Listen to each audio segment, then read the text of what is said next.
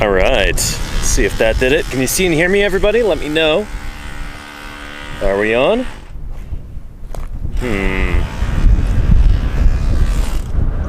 No indication yet. Oh, excellent. All right. Well, hello, everybody. Welcome back to Paleontologizing.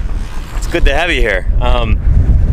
Today's Saturday, August 2nd, 2025. We're out here in the deserts of eastern Utah digging up dinosaurs with the Utah Geological Survey here in the earliest Cretaceous Cedar Mountain Formation. These are rocks about 140 million years old, give or take. And we've got at least one, possibly two, possibly more brand new species of dinosaur that we're currently excavating. You can hear the whir of the jackhammer there in the background. Nick is operating that before he takes off in a little bit, trying to deepen the trench around the big jacket from last year. So I'll show you that in a bit. But yeah, shoot, welcome everybody. If you're here for the very first time, allow me to introduce myself real quick. My name is Danny Anduza, and I'm a dinosaur paleontologist. I'm here on Twitch trying to do some good old-fashioned science outreach, and this is the best way I know of for how to do that, live streaming from the field. So, as a paleontologist, I study fossils. As a dinosaur paleontologist, I mostly study dinosaur fossils. That's precisely what we're digging up here. I can broadcast you live right now thanks to the magic of Twitch and satellite internet. And if you've got any questions at all, please don't hesitate to ask. That's kind of the bread and butter of these streams. The more questions you ask, more fun a stream it'll be, at least for me. But I'm going to be getting down into the quarry and doing some excavation. We was digging up yesterday. I flipped that just a little while before stream, bottom jacket on that. And yeah, maybe I can kind of walk you through the whole mapping process also, if you're interested in that. And then we'll see what else happens. You know, it's a live broadcast, no script, no editing. This is raw science as it happens. So I'm glad you're here. Welcome to Paleontologizing. And yeah. And Little Pink Pony says we're going to have to do a week of fossil news when you get back. I've already got that planned, yeah. It's going to be good. Been collecting stories and stuff, and yeah, it'll be fun, because there's definitely been a lot of discoveries. That often happens during the summer. Yeah. While I'm out here in the field, there's all this fossil news, new publications, new papers coming out, and I don't often have a chance to read them, so I'm going to have to be doing some catch-up when I get back home to California. And Dracul72, thank you for the subscription. Welcome to Paleontologizing. Man, it's getting windy. Let's hope the shade tarps hold. So far, so good. Yeah. And let me go get some water, too. I'm trying to avoid the quarry just a little bit because it's so noisy there with the jackhammer. But we'll walk by and I'll show you.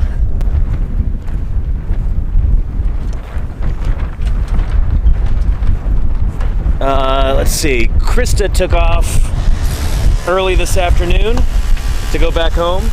She's got some cats to take care of. And Jim should be arriving before too long, maybe before we even finish streaming today. We'll have Jim back in the quarry. That would be nice. And I think I'm on bat to make dinner tonight. It's going to be Indian curry. So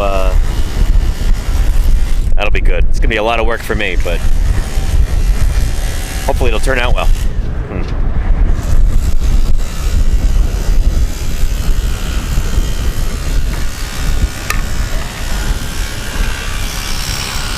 So again, all that noise is coming from the jackhammer there that Nick is operating. There's the big jacket.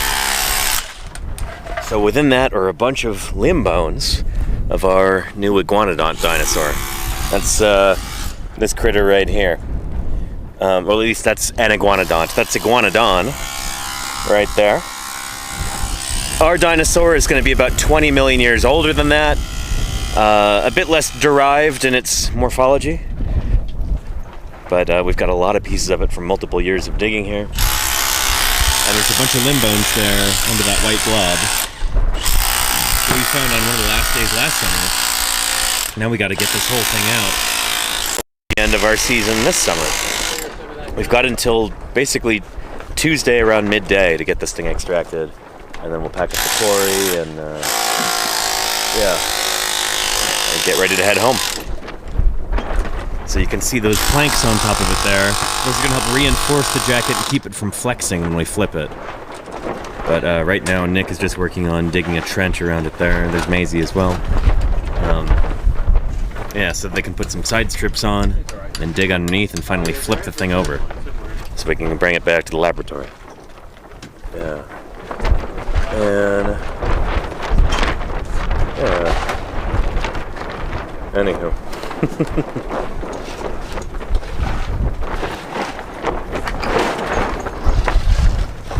Nick's gonna get a well-deserved drink there. Is that okay? Yeah, that's fine.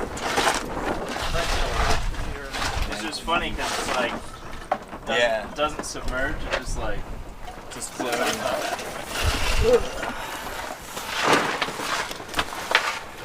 Yeah, I should have put it in there when I had there we go. water. Here's our fibula from yesterday, our lower leg bone. So you saw the other side of it yesterday, and I flipped this over. So this piece of rock fits on right there. There's this little pebble sticking out. That goes into that little slot there. So I flipped that over. So I'll be jacketing the rest of this on today's strand in order to be able to get it back safely to the laboratory. And hard work on the landlord's caddy. Very nice, Lordy. Excellent. I hope it goes well. Nice. But And Lenina says, I can't believe we only got a few days left out there. I know, right? I've got today, which is Saturday. We've got Sunday, Monday, part of Tuesday. And we got to wrap up. So it's crunch time. But you can see these 2x4s right there. These are going to get incorporated into the jacket to keep this thing from flexing and falling apart. So it's going to be important. This thing is going to be heavy, but luckily we can drive the right up to the quarry, so we won't have to carry it a great distance. Should be pretty simple, closer, so it should be a pretty short distance to carry it, which will be good. Yeah. And then, Luke, can I introduce you to the audience? Yeah, we got Luke here from Texas. Howdy. Yeah. Tell us a little bit about yourself. I'm a senior geology student at Texas A&M University. I love paleontology. I'm having a great time on the dig. Nice. Best place on earth. He kind of snuck in here just as we were starting the stream yesterday, so didn't really have like an opportune time to introduce you. Wanted to make sure he was cool with being on camera too. But Luke's been great, and he'll be here till the very end. So he's one of the poor, unfortunate souls who's going to help us move this thing into the back of the truck. But it's good to have him here.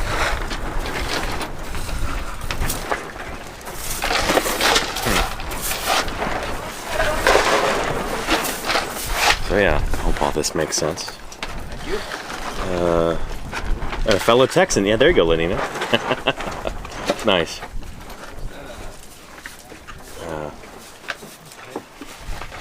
Really good progress here on this trench. Yeah, he's out of batteries, so we make our Oh yeah, the big boy. Nice.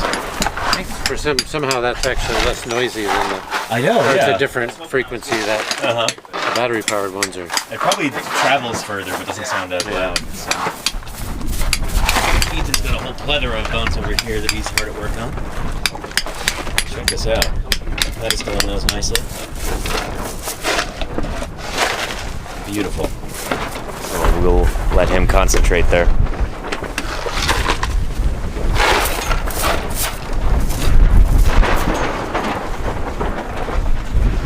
Excellent. And look who's returned to us. It's Marcello.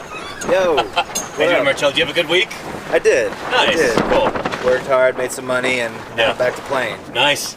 It's good to have you back. You'll be here till the end, right? That's right. Excellent. We're gonna stick it through. Let's finish it up. Finish strong. Yeah. We're gonna need some extra hands and some extra muscle to get that giant jacket into the back of the truck. So glad you're here. Yeah. Happy to help. Glad to be here.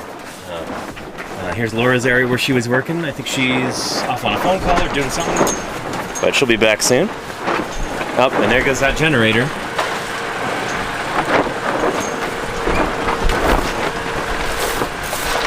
So this is our heavier duty jackhammer, not a rotary hammer. This is a full-on jackhammer here.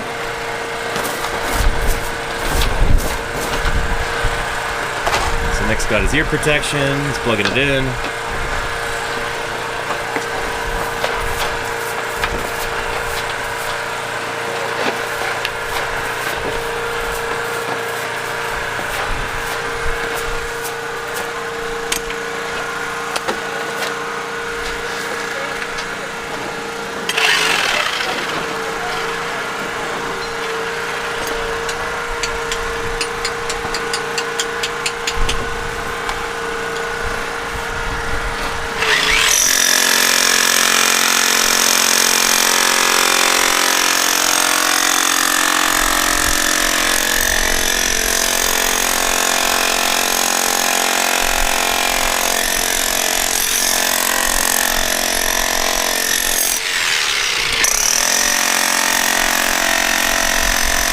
Like breaking up concrete.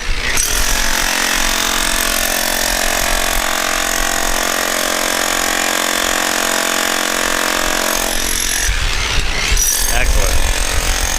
Well, I'm going to take advantage of this brief moment of shade here. Spend some time outside the shade tarps. But yeah, once that's done, and it's not so noisy, I'll go back in there and we'll get some burlap and plaster together, and we'll jacket the underside of that fibulate jacket.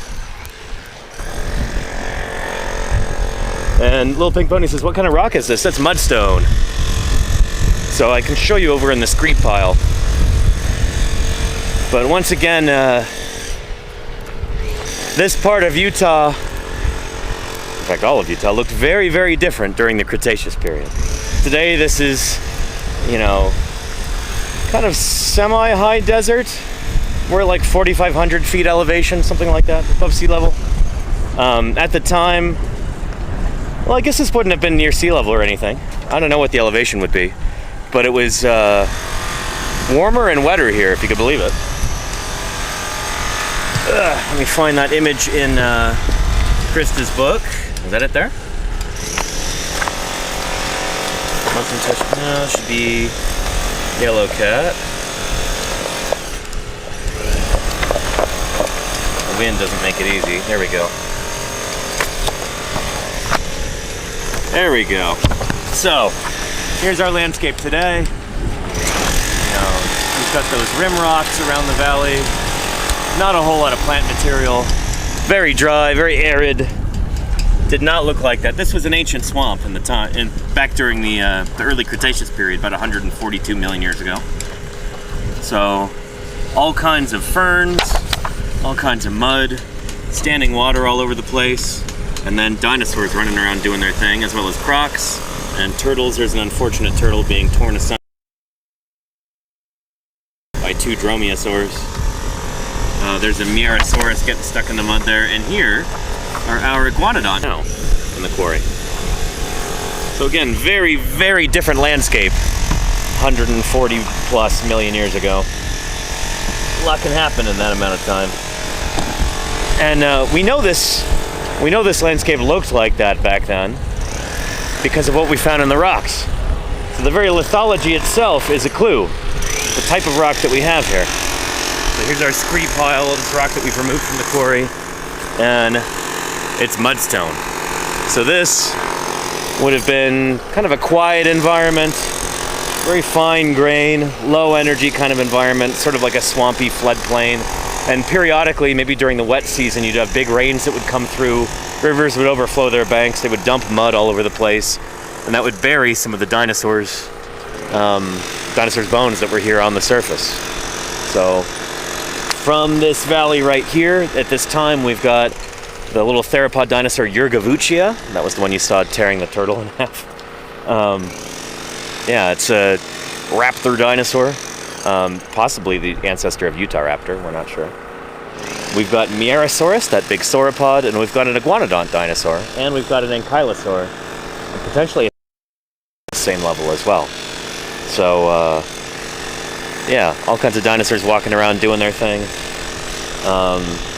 living and dying, and then when you would get these like pulses of deposition, you would get mud that would cover up some of those bones, and that's why we've got these fossils here. Yeah. And let's see. Little Pig Pony says, I thought that would be a softer rock. That's interesting. Yeah, the rock is not soft here. It's pretty hard. Yeah. And let's see. Little Pink Pony says, what dinosaur is in the jacket and what part of the dinosaur is it? You mean the big jacket or the little one that I showed you? It's the same answer for both. Those are both iguanodont dinosaurs, so guys similar to this. This is my little iguanodon patch. Our guy would be probably a little smaller than iguanodon. Probably didn't have a thumb spike, but maybe it did. We're figuring that out. And yeah, it's about 20 million years older, so it's going to be less derived. More primitive, to use an old-timey word. And in the big jacket there, we've got a bunch of limb bones. We've got like a femur, a tibia, I think we've got a fibula, we've got maybe a humerus. I forget what exactly we had, but they were big, impressive bones. And I showed those during our last stream here last summer. It was on the last day that we were digging, we found all of these, you know, really impressive bones, and we did not have enough time to get them out. And we're maybe barely gonna have enough time to get them out this season. Given that jacket kept growing and growing, we just kept finding more bones, had to make the jacket bigger and bigger. And yeah, it's gonna be quite the undertaking to get that out. In the little jacket, we've got a fibula, which I think it's a fibula. That's the one of the shin bones. You've got your main shin bone right here, your tibia, and then to the side of it is another shin bone called the fibula. The fibula doesn't bear as much weight. It's not as robust as the tibia, so it's a lot thinner, more delicate looking. That's the one that I've got over there in that jacket, as far as I can tell. And I'll show you that in a bit. And Little Pig Pony says, do you think there's even more bones that you haven't uncovered yet? Absolutely, yes. We don't know how far this horizon extends, because right now the quarry is this big. Maybe we could extend it 100 feet that way, and it would just keep going. We don't know. So you could have a crew working here for 50 years potentially, and they'd continue to find more bones from the same horizon, maybe. We're not sure. But we've been coming back this is our 4th year, and just keep finding more and more each year. So we're starting to understand this iguanodont dinosaur better and better the more pieces of it we find. So it's important. There are hardly any dinosaurs known from this time, and so this is going to be an important critter, you know? Yeah. Hope you'll be able to come back next year too. Yeah, me too, Little Pink Pony. Let's cross our fingers and hope that happens. I hope that everybody is feeling well enough to come out. I hope that we've got funding. I hope that doesn't decide to, you know, shut things down. There's a lot of scientific work around the US that's being shut down right now. Budget cuts, like people being let go, whole departments getting axed, and I don't know, we think that what we're doing here has tremendous benefit for the state of Utah, you know?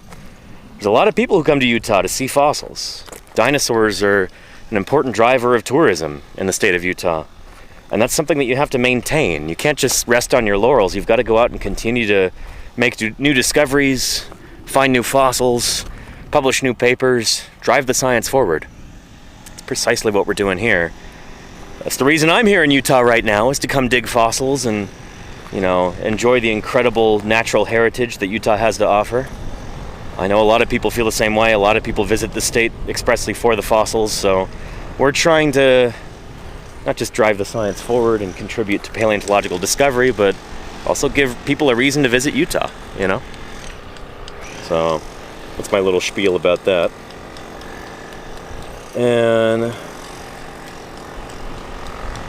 And Fake Do It says, "Hi Danny and crew." Hi Fake, how you doing?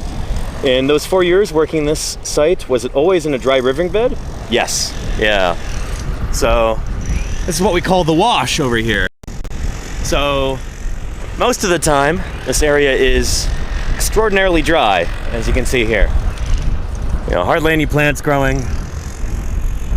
This is why we weren't worried about fires, even though there's a ton of fires in the area, is there's nothing in this valley to burn. Fire wouldn't spread through here. But yeah, occasionally you get the monsoons that come through. So you just get these storms that just dump a ton of rain, and you can actually get flash flooding. We had that happen at one point in a previous year, where this was just suddenly all full of water. It happens. So yeah, what was it that Krista was saying? There's an old canard about dying in the desert. Like, there's two ways to die in the desert, both involved water. One of them is you die from lack of water, the other is you drown. Yeah. So it's something I'm a little bit concerned about. When we leave here in a few days, this quarry that we've dug is going to be the lowest point on the landscape around here. And so it's going to be a natural pooling point for water. So we're going to try to make sure that we've got all of the important bones out as best we can. And then, yeah, I don't know. That's why we got to get these things out of here. Because that could turn into a lake. It is a lower point than the dried up riverbed, the wash. These are the things you got to consider when you're working out in the desert. Yeah. And the sky looks like a screensaver, says Scooby, aka One Shot to Die. That's a great username. I mean, yeah, this is what it looks like on a clear day. Clear in that there's not a lot of wildfire smoke. Yeah, it's very pretty out here. I try to remind myself that other folks are not used to this, you know? This kind of wide open, wild landscape. All these gorgeous clouds, and you know, in Montana they would call this a big sky. Big sky country. In Utah we just call it the sky. But there it is. I think that the camera that I use here makes it feel a little bit more dramatic because there's a slight fisheye effect, and the camera seems to really like that shade of blue. But it is pretty. Man, this cloud is so nice. I wish it could last forever, but there it goes. It's over. Ugh.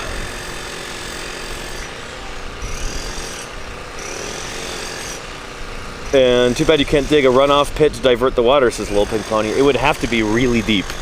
And we'd be digging straight down into solid rock. Because the whole bottom of the quarry is, of course, solid rock. On the surface, there's some, I don't know if you could call it soil, but it's, you know, sand. Not very nutritious for plants or anything.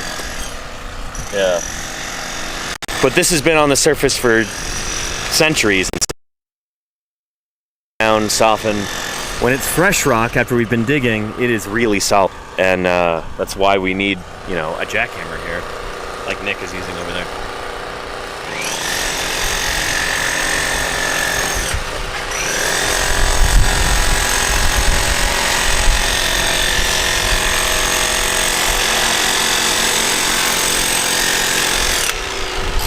So yeah, I'd be down in the quarry, but it's a little noisy for all of you, so we'll wait until that part is done, and then we'll go make a plaster jacket, do some more digging, maybe map some of the fossils that we're collecting, that kind of thing.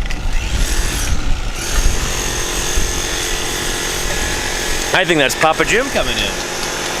And that white 4Runner over there. Yeah. Here comes Jim. Excellent. He's gonna want to stop by camp to drop off some supplies, some food and stuff that he picked up at the store. And then hopefully he'll be back here within the hour. That'll be great. Yeah.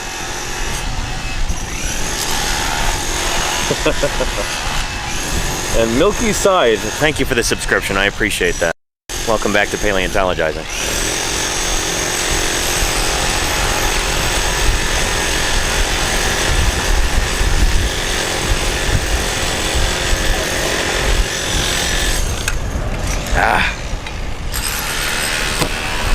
Good stuff.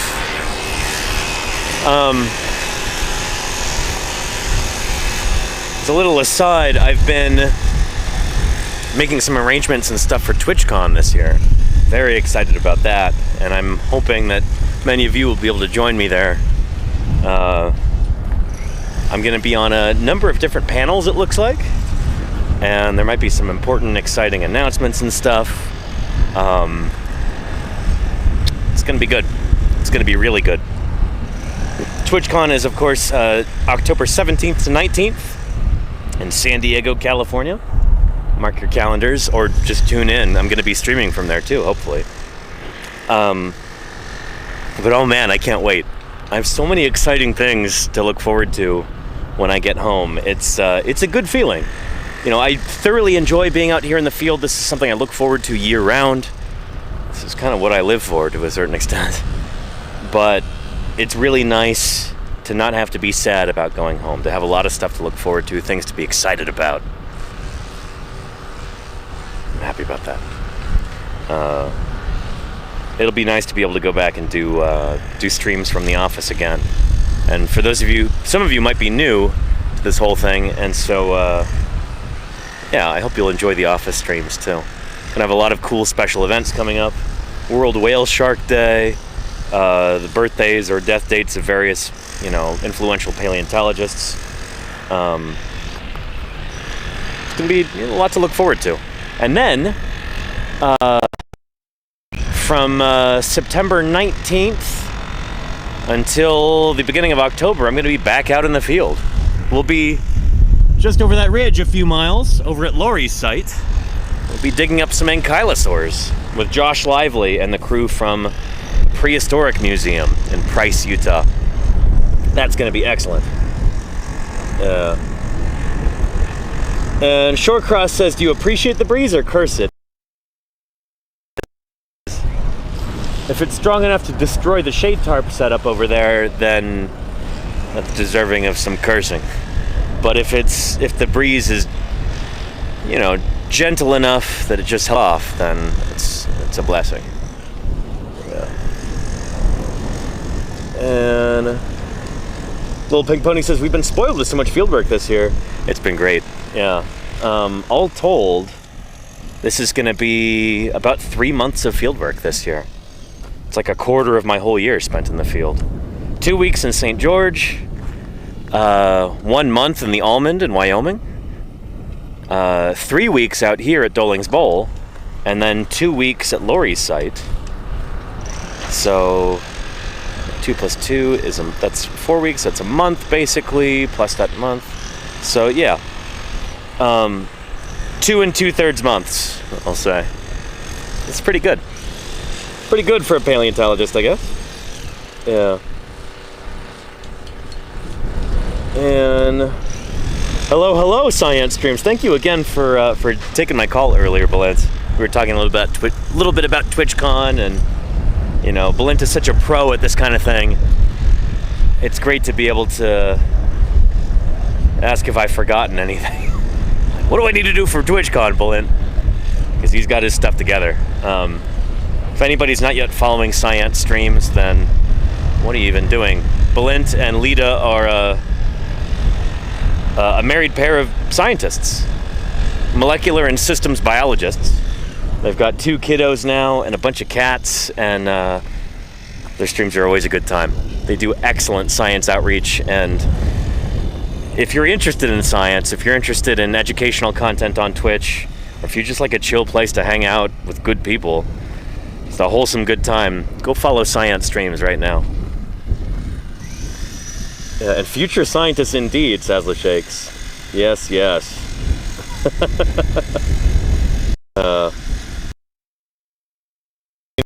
New category of paleo. That would be cool, Dr. Tara, but I don't think that's the plan for now. Alright, there's that wind. Oh, here comes the burlap. Oh, well.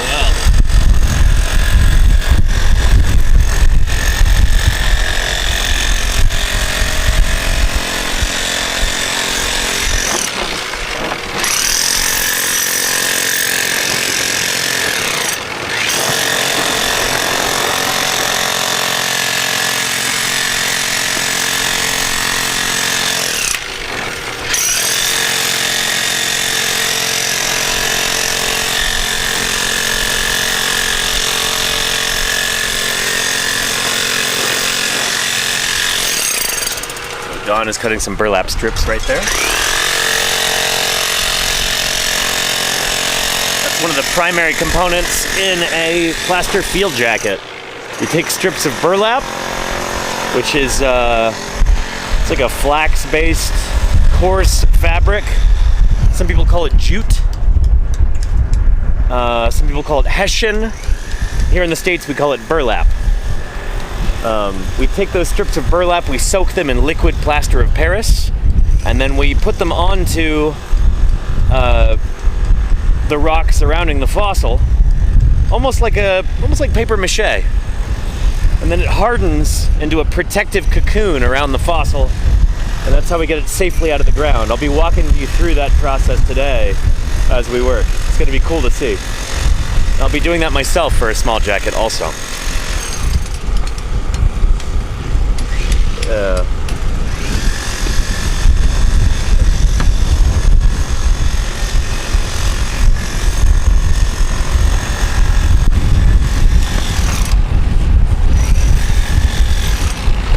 Yeah, see, this is when the wind gets a little annoying. If it gets stronger than this, it could even be a little dangerous, potentially.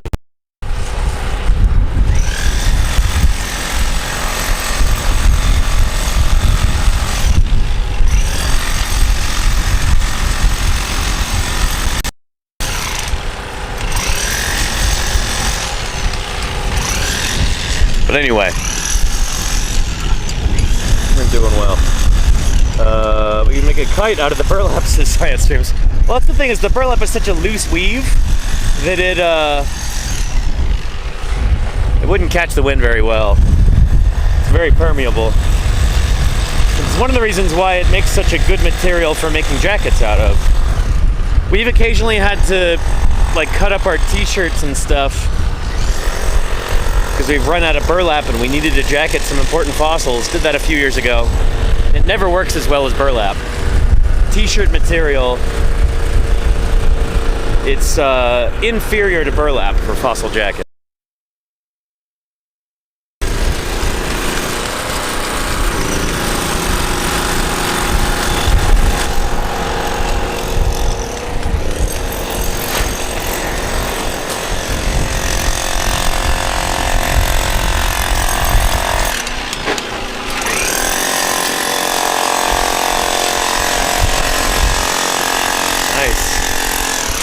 How are the fabric shears?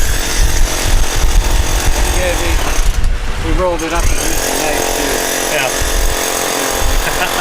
I saw that earlier, yeah.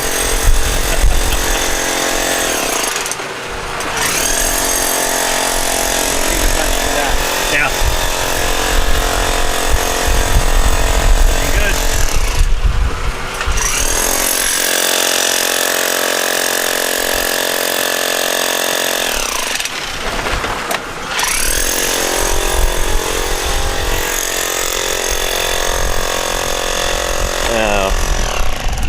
And Shorecross says, yeah, that's why I was curious. I would want it if it was hot, but blowing stuff around I don't like. Yeah, the wind is, it's a double-edged sword, you know? Like most swords.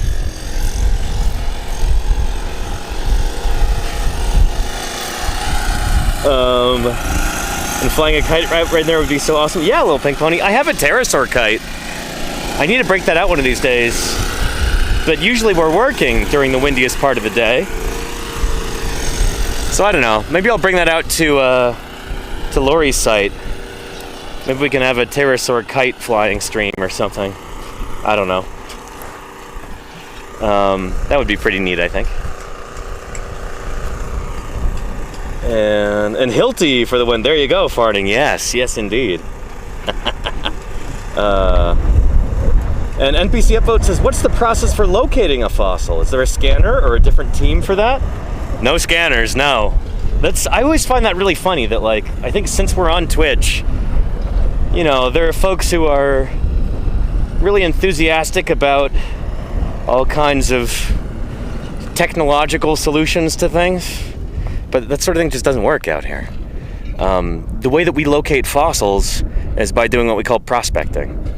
So that entails walking around, looking at the ground, and looking for anything that appears out of the ordinary. Anything that might look like bone, if that's what you're after.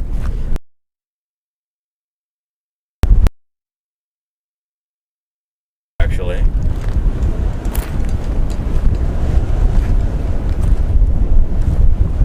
Like this, which is pretty, but not what we're after. I bet you we might be able to find some petrified wood over here. Some fossil wood, if we get lucky. Because I know it's around here.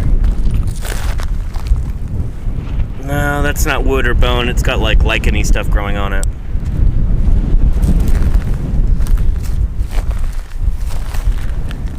But when we're doing this, we're looking for specific textures. So bone, even after it's fossilized, will still have the interior structure with all of the bone cells and stuff inside. And it's easy to recognize once you learn how to do it. So I'm walking around, I'm looking for that kind of characteristic texture anywhere. And fossil wood has a similar kind of texture. It's got an organic kind of quality to it.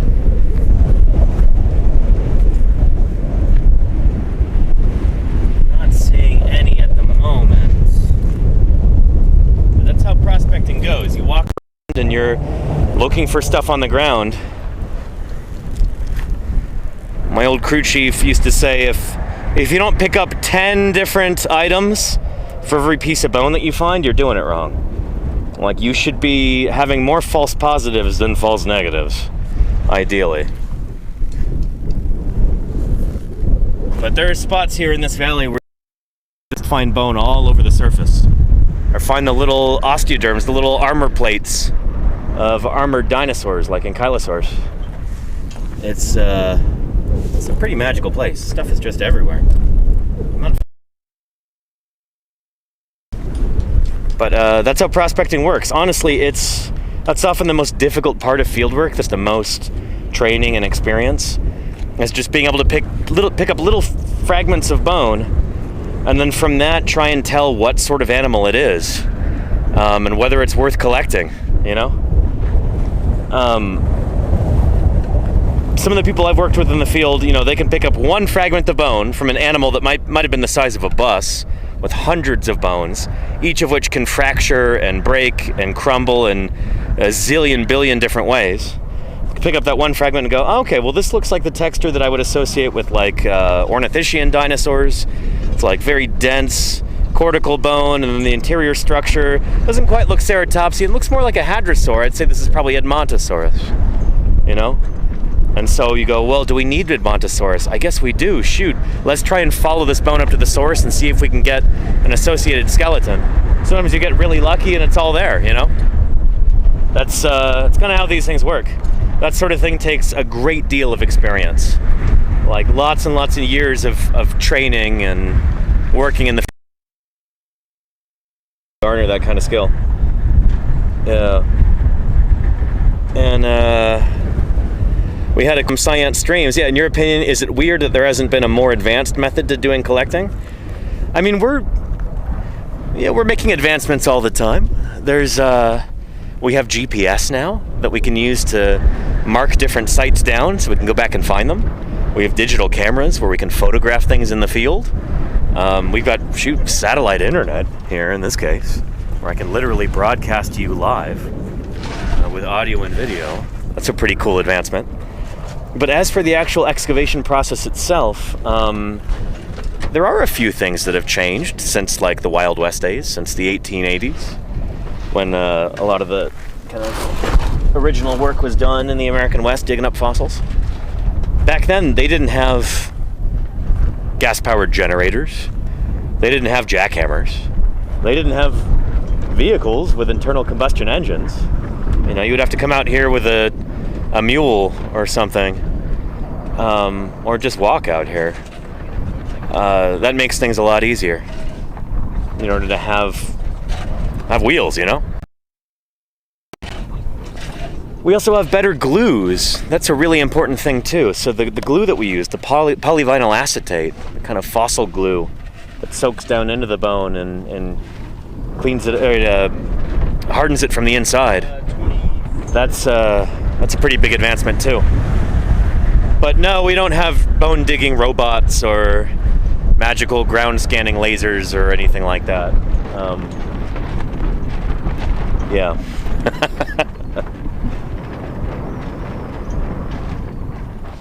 You taking off, Nick? Yeah. Safe. Gonna miss you. Thank you, man. Thank you for everything. Yeah, thank you, Nick. And yeah, if you're ever in the Bay Area, hit me up. Yeah, dude. We'll see you soon. Sounds good. Oh man, that's an L right there, losing Nick. But he's got to go back home, do some work, and his birthday's coming up in a few days too. It's really nice to meet you. So yeah. Yeah, good luck if you do pursue geology. And yeah.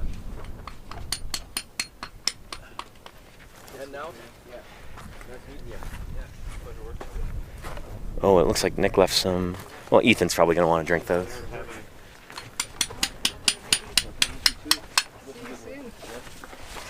Oh yeah, lovely, lovely. Lovely. Anywho.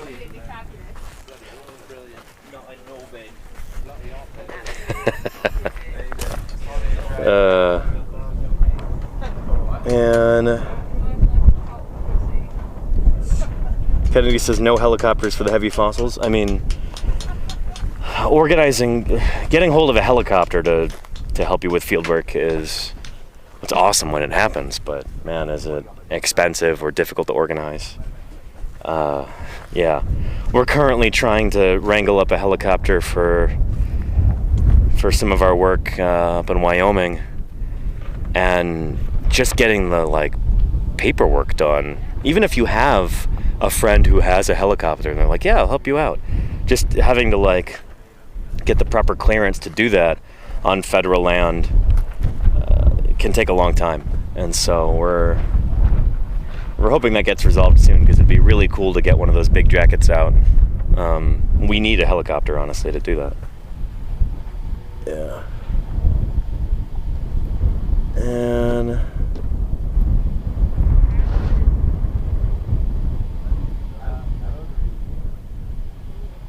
they all have the one-ply toilet paper a person could ever want. No robots, though, says RB42. Basically, yeah. Yeah. Here, we'll go down to the quarry in a minute now that the jackhammering is done.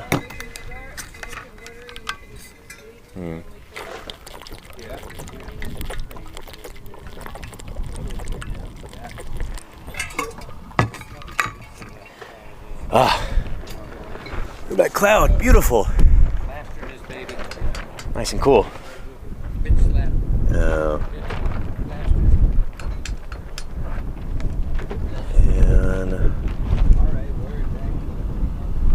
cars for transporting fossils is an improvement too. Absolutely, Charlie's Dragon, like I said. Yeah. Oh, speaking of food, though, we also happen to have ice inside of, nice modern coolers, and we have a refrigerator/freezer in the trailer over there that runs on propane, which is brilliant to have. Yeah, holy cow. It makes things a lot easier on us to to be able to keep our food cold, all the perishable stuff. It lasts a lot longer. It's that, you know, propane-powered fridge/freezer has probably saved this crew thousands of dollars over the past 20 years. It's a really, really nice thing to have. So, I would, yeah, you can't forget about that.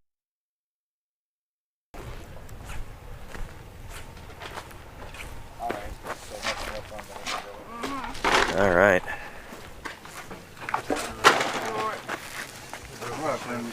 This will be. We're gonna get this done in like 5 minutes. 2 minutes, 5 minutes, and then do that. I mean, this isn't really happening. We could switch it. All This right. guy was starting to flex from drying out, so I Oh, okay. here put a Thank you. Yeah. thing on there. I might go ahead and put a Cap, yeah. put a There's cap on that. Yeah. There's a bunch of small burlaps there, Beautiful. and then a bunch of big boys right there. Excellent. Thanks, Tom. I think you want those will be for this. Yeah. I'll use a couple of small ones for this guy. Cool, cool, cool. Progress is tangible.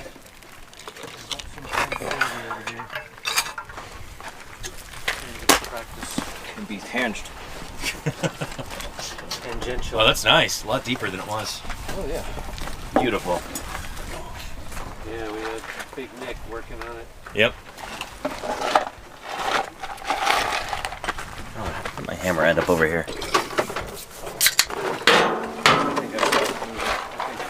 The ants took it. It is a lightweight hammer. Corn chip on this. Smelled it. They're like, this is the biggest chip. This is, wow. It's gonna feel like a real accomplishment getting that in the back of the truck, but man, is it gonna take a lot of work. Big time. Yeah. Shoot. He's here to lift it for us. Yeah. Yeah, I will. I'll bring it to where we're working. Yeah, there's some little guys there. Yeah, just save a couple for me. Big boys there. Here, let's size this thing up. Did I just take your burlap, Vinny? I'll probably need like 2 or 3 of those. Yeah, that should do it. Yeah, like that. And then Henry, you said you wanted to help too? Yeah. Cool. Yeah. Yeah, we'll save 3 just in case. I think we'll only need 2. I'm gonna help out with the burlap a little bit just to review how to. Oh yeah. Cool. I'm gonna get a pair of gear now. Let's see. Let's Actually, kind of almost easier than the little one. yeah, cool. I'll set the camera down and we'll get this going. Shall we get the wheelbarrow and do it? Yeah. That's not bad. All right. This will work like this. Yeah. Whichever.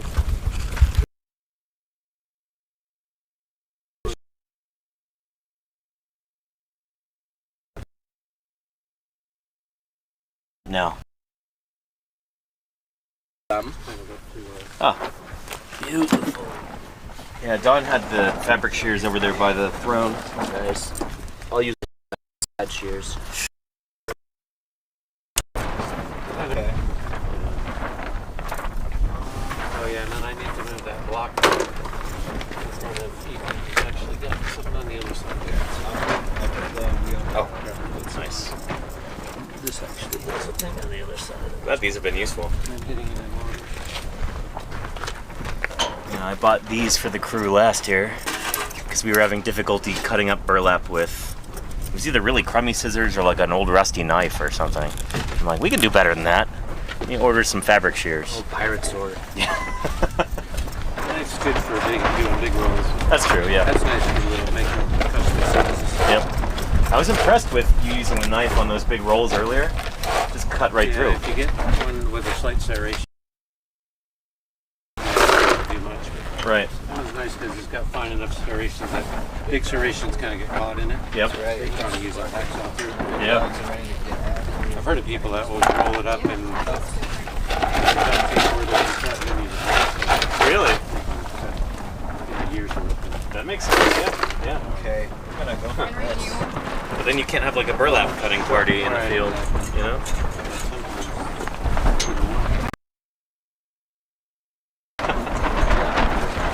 want to go fishing. You don't want to have to relax. Yeah.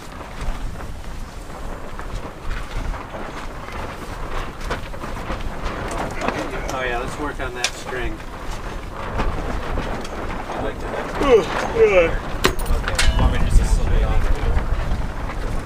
Oh, doing some more jackhammering?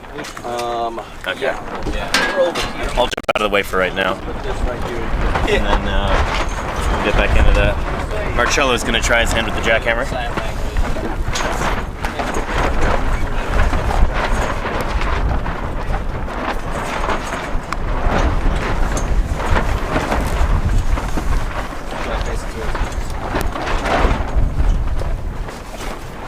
First thing you do, disable all safety features. Oh, sure. I'll go walk around with the camera for a little bit while it's super noisy here, and I'll come back when they're done. I see. And then we can work on jacking that. Oh boy. Man, sounded like deadly. Sounded deadly. All right, let's just yank the grommet straight out of the tarp. Look at that. Oh boy. This is a brand new tarp too.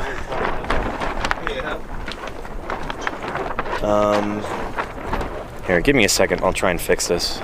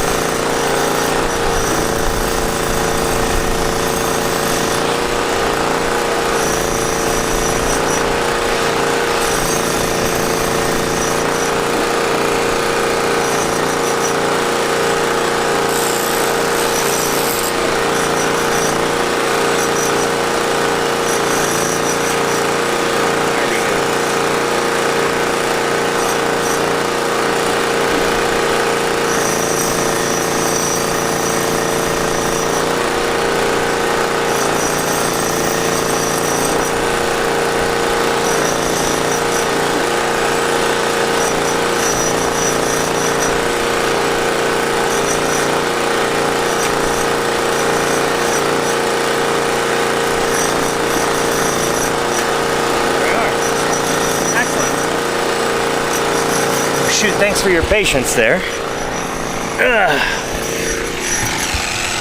Tarpology is an important part of field work in this part of the world at this time of year. It can be a little time consuming though, and it helps to know different knots. Before I came out here this summer, I made sure to practice my my bow line and trucker's hitch knot, and it's come in quite handy. So I'm glad I did that. Usually all the knots here, but with his finger messed up as it has been, it's been nice to be able to pick up some of that slack, you know? Be able to tie some of the knots that, you know, that Don isn't able to at the moment. Yeah. And Tarpology, there you go, Ronnie the Zombie. Yeah, welcome to Paleontologizing. Good to have you here.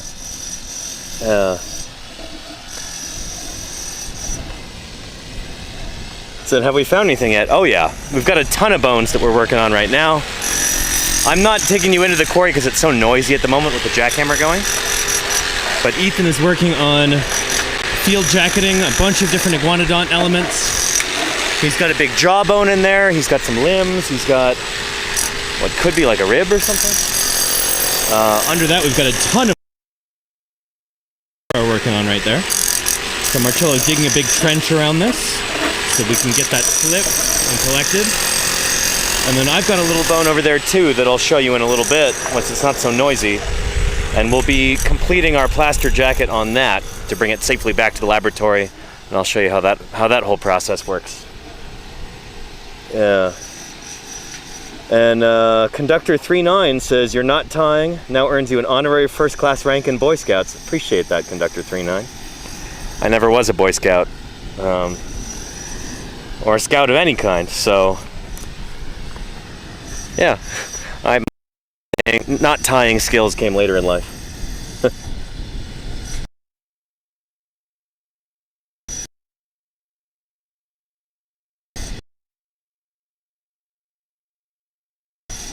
Anywho, let's get some more water.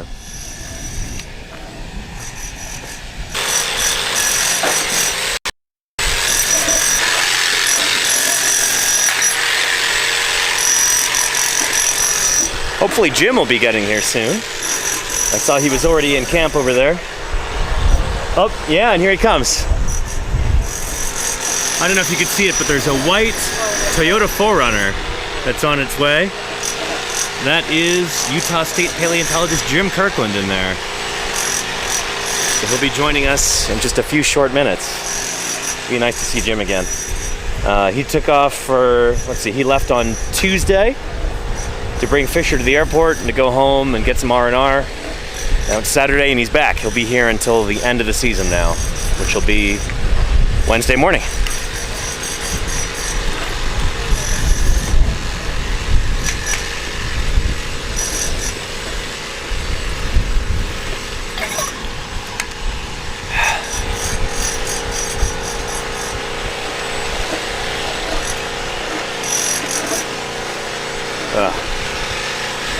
Good stuff.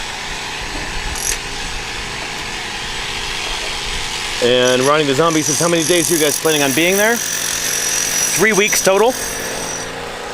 We came in 2 Wednesdays ago, and we'll be leaving this Wednesday. So total of 3 weeks. So today's Saturday, we've got Sunday, Monday, Tuesday, and then we leave Wednesday. Wednesday morning.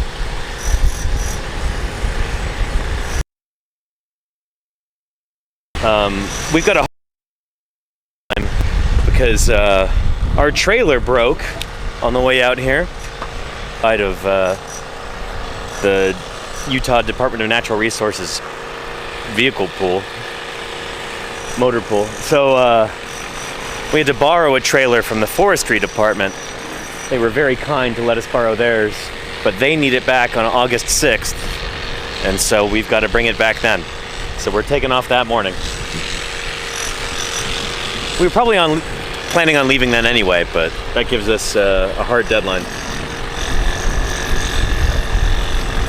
Yeah.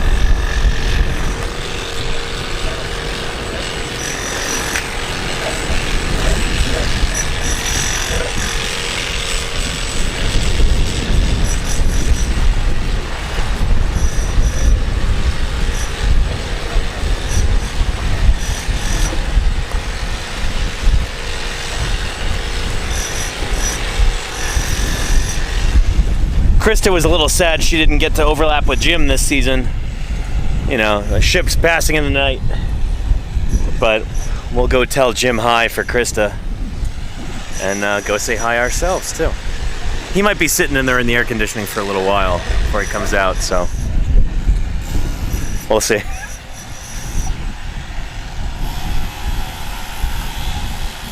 And Leslie says, will these finds be displayed or left in storage? So what we're probably going to do with this, take a few years, but these bones are going to be brought back to the laboratory and cleaned in the fossil prep lab. So fossil preparation is the process by which the bones are cleaned away of their surrounding matrix, all the rock and crud on top. All that gets removed, the bones get solidified with glue. Any broken pieces are fit back together. There might be little gaps filled in with water putty and stuff like that if necessary. And then after that, well, they get studied, photographed. These are going to end up in a scientific paper describing a new kinds of dinosaur in this quarry. That happens after all the studying and everything is done and the paper is sent off for review. We're planning on having replicas made of a bunch of these bones so that we can have an actual mounted skeleton in a museum. So we're hoping that this critter is going to be on display in Salt Lake City before the decade is out. But we'll see. We'll see. A lot can happen in between then.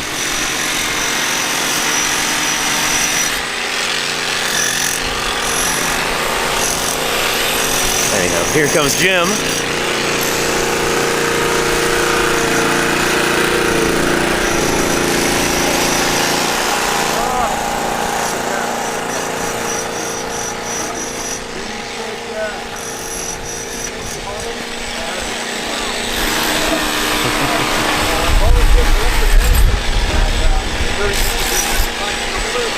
It's good to have Jim back. Missed him.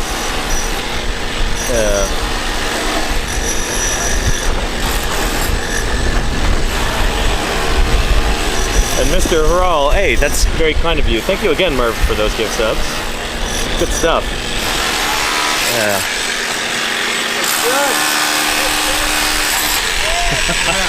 Good to have you back, Jim. Oh, yeah. How are things? How's civilization? 2 reviews completed. Nice.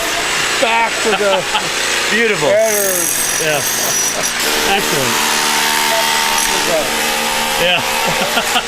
I'm excited to hear about that later. Yeah.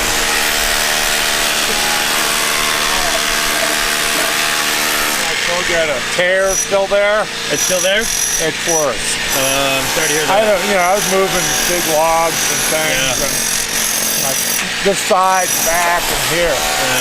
The tear, I can almost feel the slot now. Yeah. Between the muscles. I'm gonna get out of the noise for a little bit. Yeah. I'll be back. Anyway, very noisy today. It's imperative we make good progress on that jacket today so that we can get that thing flipped and collected. It's been sitting there for, well, it's been sitting there for 142 million years, but it's been sitting there for a whole year since we found it last summer. So it's gonna be a good feeling to have that thing in the truck and all ready to take back to Salt Lake City, take back to the laboratory. Yeah. Can't wait for more Jim info dumps, says Sasla Shakes. Oh yeah, they're coming. For certain. Yeah. And his hat says Tarpology. Yeah, Dawn made those last year. I have one too, but I've not really worn it yet this season. But he got those for the crew. If you want to learn how to make a shade tarp,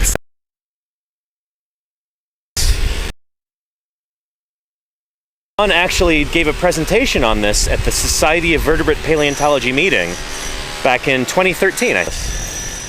I was there. I think it was the same one. You can find it on their website too.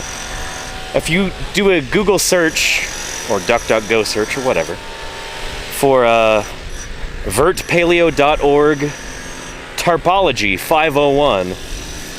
You can find Don's presentation on there, his whole slide deck that's like archived on the site. Because it's a wonderful resource for paleontologists who do fieldwork during the summers in really hot conditions. Having shade like this is essential to being able to work safely in this kind of heat, in this kind of environment. So I'm sure that that presentation has probably saved some people from getting heat stroke. Maybe it saved lives, I don't know. But Don is big into tarpology, as he says it. He's a shade evangelist, you know, extolling the virtues of having protection from the sun out here, especially with climate change and, you know, these crazy temperatures that I'm sure a lot of you back home are experiencing right now. Yeah, having proper shade in the field it's a must nowadays. And there you go. Thank you, Charlie's Dragon. I didn't realize we had a command for that. That's brilliant. Yeah. Fantastic. Thank you, Charlie's Dragon. Yeah. Heat stroke will get you long before sunburn. There you go, Southern Shakes. Yes, yes. Yeah, especially somebody like me who's relatively tan. Yeah, I don't really burn, at least not later in the summer. But, you know, heat exhaustion and then heat stroke are, those are always things you gotta be guarding against. Hey, Dyson Dinosaur, how are you doing? Welcome, welcome, Filippo. Hope things are good. The quarrying is going well. There's some multiple power implements working right now, hence all the noise. We've got our gas generator. We've got an electric jackhammer, and we have a rotary hammer, all working in concert right now. We've got that great big jacket with a bunch of Iguanodon limb bones in it. We need to get this thing out ASAP, because we only have a few days left here to dig in the quarry. So it's crunch time. We got to get this thing out.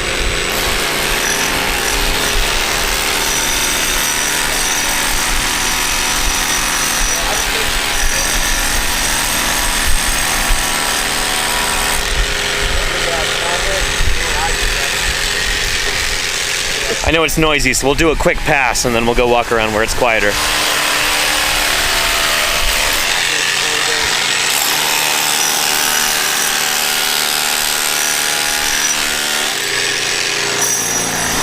Ooh.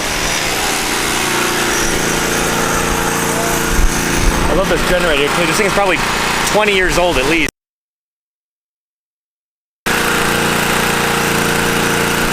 Still doing its thing.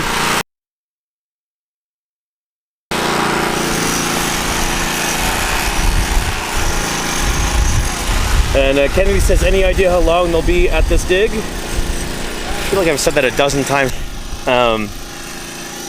We've got to bring the trailer back to the forestry department because we're borrowing it from them. So that's our hard deadline, is Wednesday afternoon. We got to get that trailer back to Salt Lake City, which means we're going to take off as early as we can on Wednesday morning. And I'll be driving out west, back home to California. Back to California. It's always a little bit bittersweet to be leaving a site like this. You know, hopefully we'll be back next year. I always thoroughly enjoy this, but I've got a lot of stuff home as well. So I really can't complain. Things are good.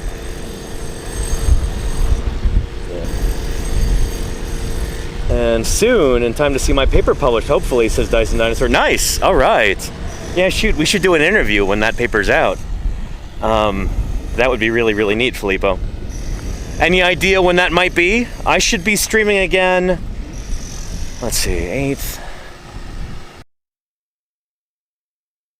August 11th. That'll be when I'm back in my office for office streams. So if it's August 11th or later, we should be able to make that happen. End of August likely. Excellent. All right. And Kennedy says must be close to 1,000 miles back to San Francisco, no? Yeah, pretty much. 1,000, 1,200, something like that. I don't know. Somebody look up. You can look up directions from, let's say, Green River, Utah, not Wyoming. Green River, Utah, to Oakland, California. How far is that? Or no, actually, make it San Francisco instead. From Green River, Utah to San Francisco. How many miles? Yeah. Paper I told you about before. Excellent, Dyson Dinosaur. That is exciting. Holy cow. Oh, and that is cool, Mr. Harrell. Always fun to go out, touch the dirt. Oh yeah. We're all about touching dirt on this channel. I'm glad you enjoy that too. It's good to have you here. Yeah, I'm just waiting for the noise to die down in the quarry so we can go keep working. But I don't want to subject everybody to that ruckus if I can help it. 911 miles. Interesting. Okay. That's fewer miles than I anticipated.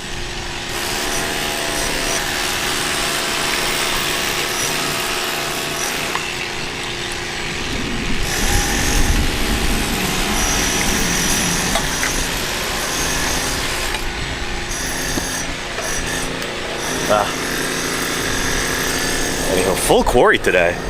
I don't really feel bad about not being in there because we've got so many people at the moment. But again, once the noise dies down a bit, I'll show you around. We'll get that jacket. We'll get that fibula jacketed. So I'll show you how we put the bottom jacket part onto a dinosaur fossil. Walk you through step by step. It'll be a good time. And so a 13-hour drive. Yeah, it should be 14 hours actually from camp, because we've got a decent amount of rugged dirt roads before we get out to the highway. Yeah. It's always slightly nerve-wracking going over like really rugged dirt wilderness roads. Wilderness roads, I guess, is an oxymoron. But over unimproved dirt roads where there's just giant rocks sticking up out of the middle and really steep inclines and all kinds of stuff.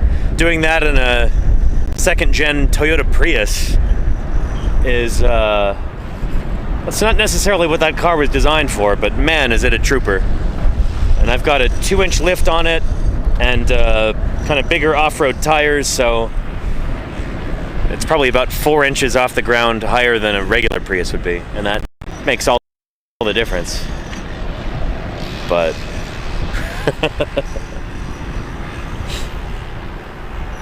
and Executive Storm says, well, 5 years now and still going. That means you just passed 5 years of streaming. I did, Executive Storm, and we need to have a 5-year Streamiversary special after I get home. It's going to be about 5 and 1/4 years, but that's okay. I didn't have a chance to do one last May. I was too busy.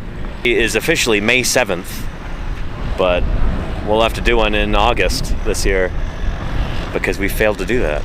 5 years is a big deal. Thank you so much for the continued support, Executive Storm. That means a lot to me. Thanks for helping keep me here online. It's the reason why these streams are possible, is because of generous viewers like you, so thank you. I don't mean to sound all PBS, but yeah. This stream is brought to you by viewers like you. Thank you. And Dyson Dinosaur wants to know, what is the depositional environment of the quarry? Fluvial, mandriform, lagunar? So basically swamp, bog. Been probably like a swampy flood. Here's some of the matrix from the quarry. So got all this imbricated mudstone. Really fun. And it's just mud, and more mud. you get a lot of swaling, a lot of like, you know, clearly different depositional events where this mud is being laid down. Maybe during the wet season, maybe a river is overflowing its banks and you've got like overbank deposits or something. We're not totally sure about that, as I understand it. But we've got lots of organic material in here, lots of bits of tree fern and stuff. Tempskia is our tentative identification for the big pieces of like tree fern that we're finding. But yeah, so just a muddy kind of place during the Cretaceous, 140 plus ago. Yeah. And let's see. Dragon Simpson says, I'm going to New Jersey in the fall to look for Cretaceous amber. Very cool. I hope you find some. That sounds awesome. If you find anything important, there's the museum there in Philadelphia. They might potentially be interested in that. Maybe you'd get a new kind of insect named after you. But yeah, cool stuff.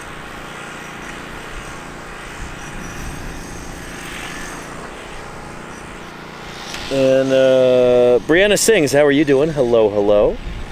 And Sarian Elderoth says, off-road Prius. I know that sounds kind of goofy, but it's a thing. There's a business in Chico, California, north of where I live, called Prius Off-Road. And the guy who started this, he wanted to be able to modify his Toyota Prius so he could take it off-road. So he wanted to put a lift kit on it. And nothing like that really existed, so he decided he was going to try and manufacture that himself. And he's got a whole business doing this. It's pretty cool. Oh, here comes some wind.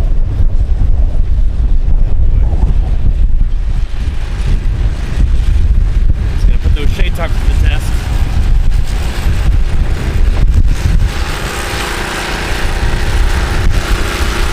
Tamp down that nail.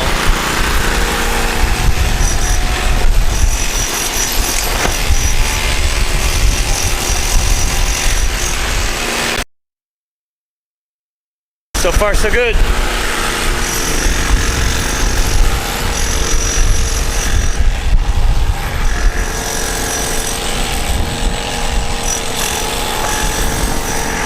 It has been a little irritating how bad the wind has been lately, but at least it's not hellishly hot like it usually is this time of year. Our current temperature is significantly less than you would expect.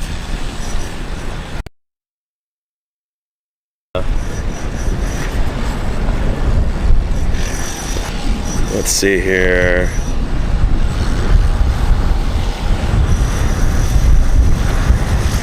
And Dyson Dinosaur says, I love digging old swamp. Sometimes the fossilization quality is really awesome. In this case, it's pretty good. A lot of the bone is fairly delicate, and the mud is so imbricated around it that like it can be difficult to get the bones out in one piece. Sometimes it's safer just to take them out in multiple pieces. But I don't know, we're lucky to have so many different elements from this iguanodont here. Jim is fond of saying like, yeah, once this thing is done, it's going to be one of the best represented iguanodonts in the world. Iguanodontids, I should say, to be specific. But yeah. Because we've got over 200 bones of this critter so far. It might get complicated if it turns out we've got two different species, because which bones belong to which species? That could be tricky.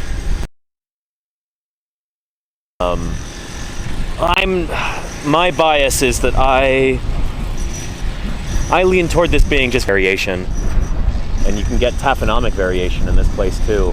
So many of the bones have been stepped on and squashed and crushed, back during the Cretaceous. So maybe some of the differences they're seeing in the ilia actually are the results of taphonomy.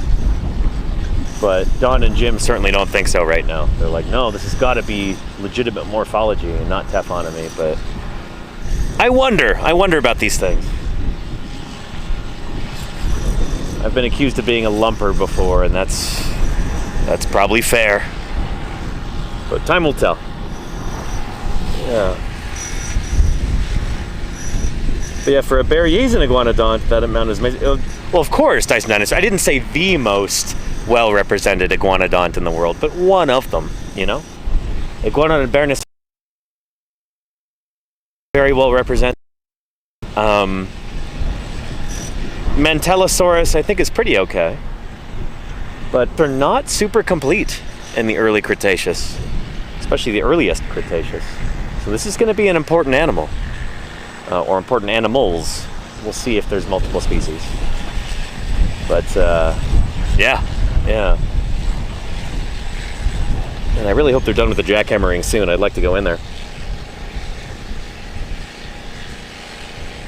I'm excited to see this critter published. It's going to be cool, Filippo. It's going to be cool.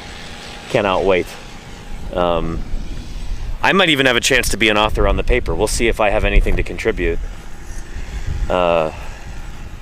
That would be pretty awesome. But I asked Karen if I could do the illustrations for... And she's...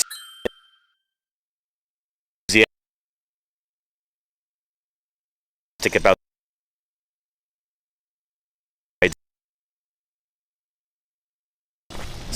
quality life reconstruction. It's gonna be good. And thank you, Marcy Walks Dogs, for the 167 bits. And the winner of the coolest channel on Twitch is Paleontologizing. You flatter me, my goodness. Thank you for your kind words and your enthusiasm and your financial support. That means a lot, and I'm grateful. Now, let's see if we can find a spot to sit over here. We're gonna sit down on the hot, hard ground and just kind of chat for a little bit until the jackhammering stops.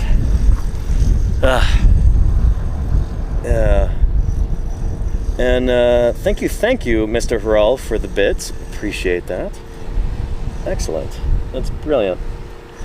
Yeah, let me know if you've got any questions, everybody. This is the time to ask them. If the jackhammering stops during the stream, which I hope it does, then I'll have an opportunity to actually go in there and do some digging but first, get those bones jacketed. That's going to require some concentration, so I can't be as attentive to chat during that. So if you've got questions, ask them now, while you've got my full and undivided attention. 401 Gay says, who is paying for this? Almost nobody. I think our budget for this past 3 weeks is, I think it's less than $1,000 to have like 20 plus people picking up a new species of dinosaur. That's a steal, isn't it? I think about half. I think came from Ed Simpson. He's funding some of our work here because he thinks this is really important, and we agree. And then we have funding that's coming from the state of Utah. Given that our crew is from the Utah Geological Survey, part of the Department of Natural Resources for the state of Utah, we're collecting a Utah dinosaur to help bring more tourists to Utah, in part, and advance the science of paleontology and our understanding of the evolution of dinosaurs. All that is very important, but from the perspective of the state of Utah, you know, how's this going to make money for the state? Well, shoot, people are going to come to Utah to see this new dinosaur when it's on display. So that's going to be exciting.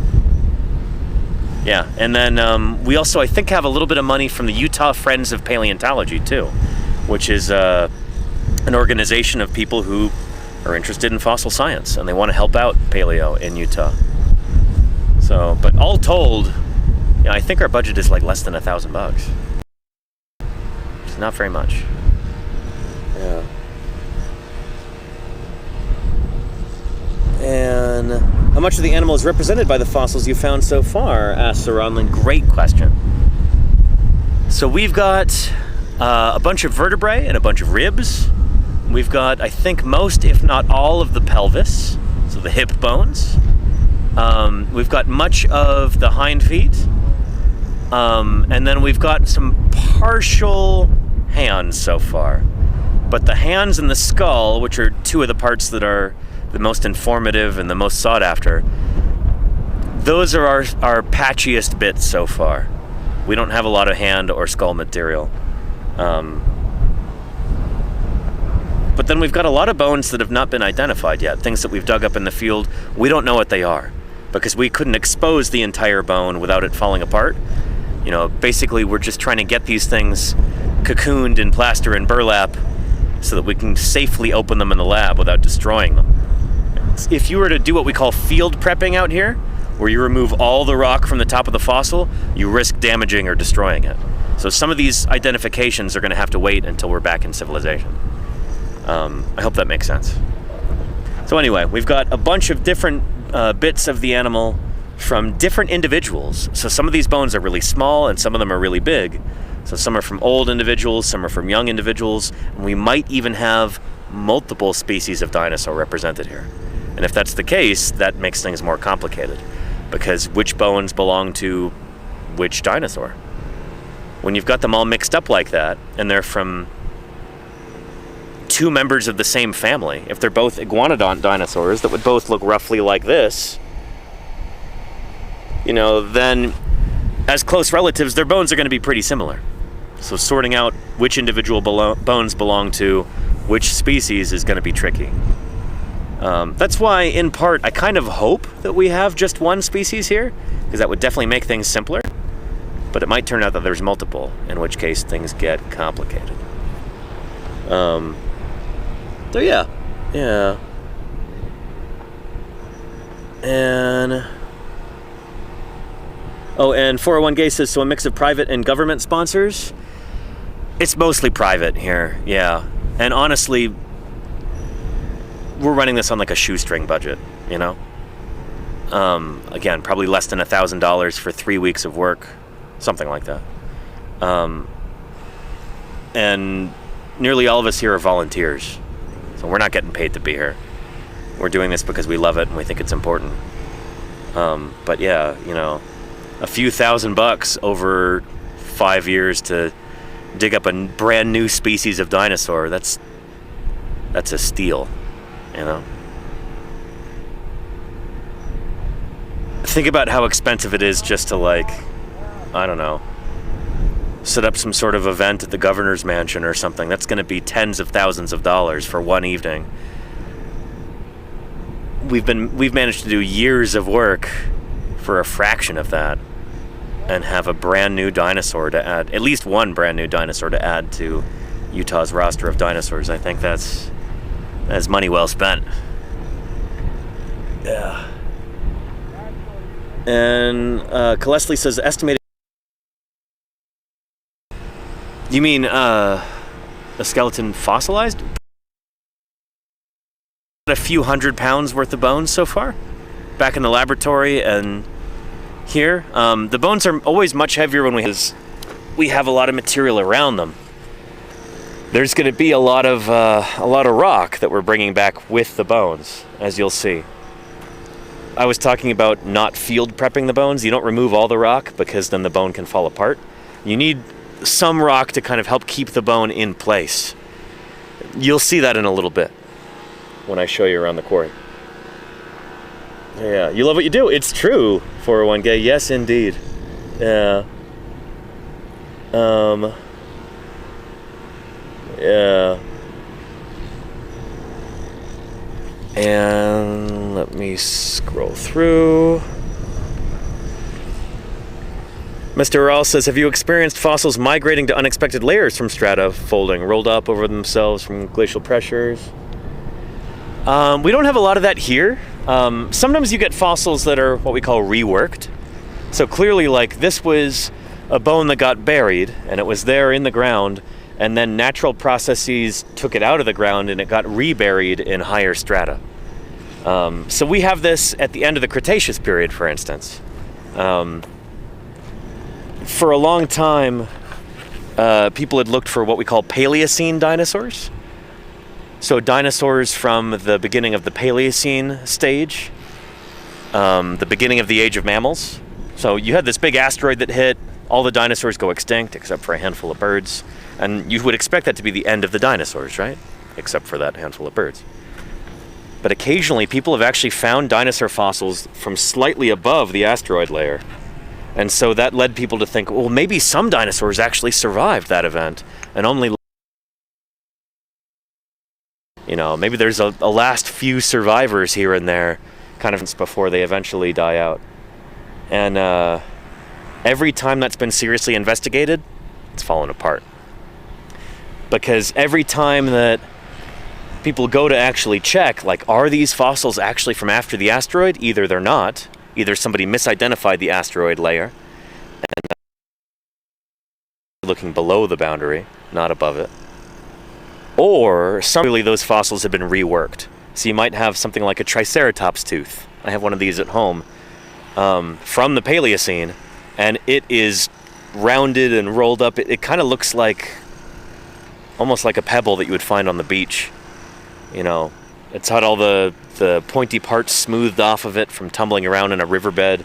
So this was something that got buried and then maybe re-exposed in a river or something and then reburied later. So yeah, that's working that I've personally seen. Yeah, but here at this quarry we also have, like I said, pebbles. We've got little pebbles that are not, says that they're from the Carboniferous period.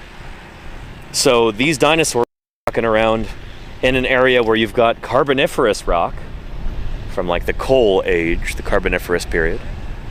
Those rocks were exposed and sometimes bits of them would tumble around and turn into little pebbles and then get reburied in the Cretaceous mud. So it's cool how geology works like that, you know? It can be complex. There can be a lot going on.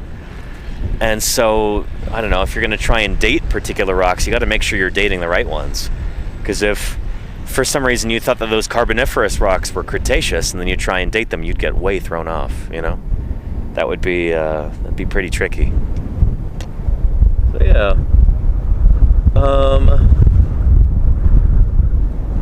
And that's Zenzia, isn't this a beautiful, beautiful landscape here? Really nice clouds. And Johnny with a 0 says, who will have the privilege of naming this new species? So, as far as I know, Karen Poole, who many of you met earlier in the season, about a week and a half ago maybe, Karen is going to be the lead author on this paper. But it's going to be a team endeavor. There's going to be multiple of us working on this thing, getting it published, writing it up. And so we'll come to an agreement on what the name will be. I don't presume that I'll be an author on the paper, but it's possible if I have something to contribute. But yeah, I think Jim and Don might already have some names in mind. Karen probably has some too, so there'll be a group discussion and we'll figure it out. Yeah. And Starmy says, how was it found out that it was an iguanodontid? I mean, it's clearly an iguanodontid just by the shapes of the bones. So I could look at some of these bones and tell you, like, oh yeah, shoot, this is from the beginning of the Cretaceous. It's got phalanges that look like that. This has got to be an iguanodontid. Different kinds of dinosaurs have got very different bones, different shapes, different osteology, different osteological morphology. Ontid, the finger and toe bones, very iguanodontid. We've got iguanodontid teeth all over the place. Laura actually found a beautiful one yesterday. Let's see if I can show you a picture if we can convince her to pull that up on her phone. But yeah, and the jackhammering stopped. Let's go down into the quarry. Hopefully they're done for the day. We'll see. Get some water first.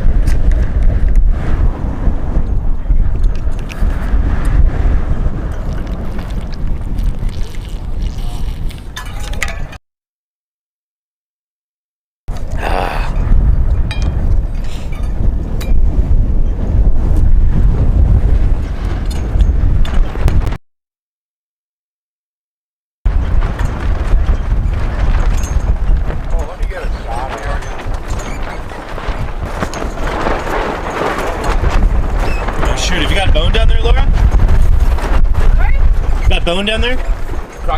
She got a big old croc tooth. Oh, a croc tooth. Big one. Yeah. Whoa. Thing's a thumb. Yeah, it's about big as my thumb.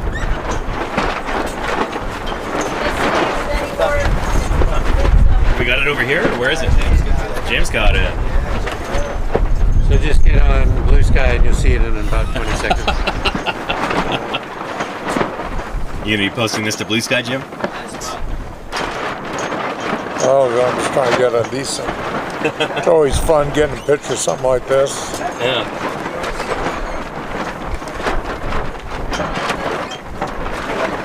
But yeah, lovely croc tooth there. Yeah. Look at the wear. I mean, that's Blunted down. it is worn down, Probably And- chomping turtles. and there's no ridging on it. Yeah, the fluting that you would expect on a tooth like this. Yeah. This may have been on the surface for a long time before it got buried. It may have, but you see some root mat, Yeah. Here's the missing. missing bits. Yeah, we need Oh, to get nice. a baggie or something to put this in. This would be a fun project in the lab. Wrap them up in TP. Yeah. I think that's actually something else, but here's some of the surrounding matrix, and this is the Yes. biggest missing bit for sure. See, there's TP down there. Why don't you hand it to me, and I'll work on wrapping them. Nice. Wow, good spot. Thank you. That's, I'm surprised I saw it with the speed of shoveling all Was the it pretty, bit. yeah, pretty low down, or, Yeah. yeah. Okay, I think these are all something else. Those are definitely part of it. All right. Nice. What's this? Oh, I thought Yeah. you were asking for TP. Oh, it's okay. TP, yeah, let me have that. Very nice. Cool. Should I get you a bag as well? Oh, here's the Yeah. other bit. Okay. Get Jim a plastic bag. I know this is why I like bios. Do we have any? Where are they? In the mapping box. Okay. A vial? Vial. Okay, let me get you a vial. That would be best. Okay. You mean like a pill bottle? Yeah, they're pill bottles. All right. Yeah. There you And they're go. Like I mean, billions of them. yeah, You want to open it? sure thing. It's hard to get film canisters nowadays, so sometimes a pill bottle is. Actually, you want to get that, Henry? Thanks. Yeah, it's almost impossible. Beautiful. And since we're cheap, That's awesome. Good sizes too, like 3 medium-sized packages. Nice. Very cool. So again, this goes to the idea that this is a swampy environment. You had turtles and crocs doing their thing, living in the muck, and you had dinosaurs living and dying nearby and getting buried. Yeah. So great to be back in this kind of thing. Yeah. Revealing some of the stuff like that, skills I had like a decade ago. yeah, we really need to talk about And that is a good size tooth, right, Murph? areas Yeah. you might Shoot. wanna prospect. Impressive. Yeah. Yeah. I know there's a lot of people out here. Are we done with the jackhammering for today, or is it going to start up again? I think we're gonna go again. Yeah, we'll Okay. give it another shot for sure. Just taking a quick water break. Oh yeah, Letting the important. guns cool down. Yep.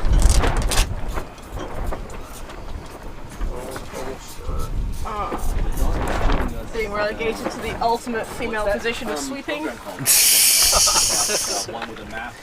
Should do a round with the jackhammer. Yeah. Yeah. I don't know if anybody in chat realizes, but Lori here is swole. She is Tablet. brought a bunch of like, what were they, free weights or dumbbells out here to the. Yeah, dumbbells. Out here, There was. so- I couldn't fly free weights. Oh yeah. Download. That would make your luggage overweight for sure. Shoot. Be like this size, overweight already, and then come out. Just weights and creatine. I tried, but there Yeah. wasn't a way. It's okay. It'll be fine when I get back. It'll be humbling. And I'm excited to get back to the gym when I'm back home. I might actually nab one of these. Are these still cold? Oh, not really. That's okay. Then you might get spotted. See, in this area, of course, BYU's out here a lot. Afraid I might run out of water today. Ugh. But we've got just another hour of streaming. I could always run back to camp if I need to get more water and then continue digging afterward. But yeah.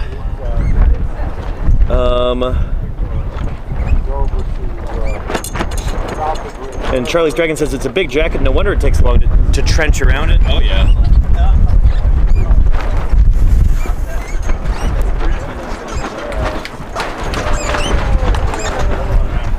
Are these all spent batteries on top of the jacket? Yeah. Shoot. Including the big ones. Nice. Yeah, so they're working on trenching around this. They'll put some side strips of plaster soaked burlap around it and then undercut it and flip it. It's gonna be a ton of work. We'll probably do that tomorrow, I'm guessing. Actually do the flip. But yeah, darn. And Starby says, during jackhammering, aren't you afraid you might hit and destroy an underlying fossil? It's possible, but here at this site, nearly all of the bone comes from kind of a set layer. So if you go below that layer, we haven't really found any bone underneath there yet. So that's why we feel confident we can kind of dig through that quickly. And also, we need to dig through it quickly because we don't have very many days left. We've got to be out of here on first thing on Wednesday. So Tuesday morning will be our last day of digging. Today's already Saturday. So we're running out of time. We got to get those things out. Yeah. And Plox Kangas says, where's the raptor? It's over there.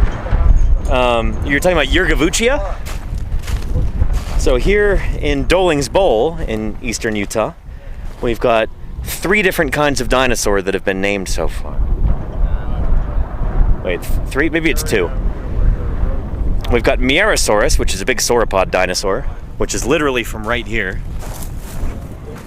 There's a video about this. If you search Utah Geological Survey dinosaur dig, you'll find that video about Doling's Bowl. And that was the excavation of Mierosaurus, which came from right here. So this was where the quarry was, from this layer up here. This big sauropod dinosaur they were digging up here. And then they started to find some more bones when they were digging down a little bit deeper. And they realized, oh shoot, there's another layer underneath with a different kind of dinosaur.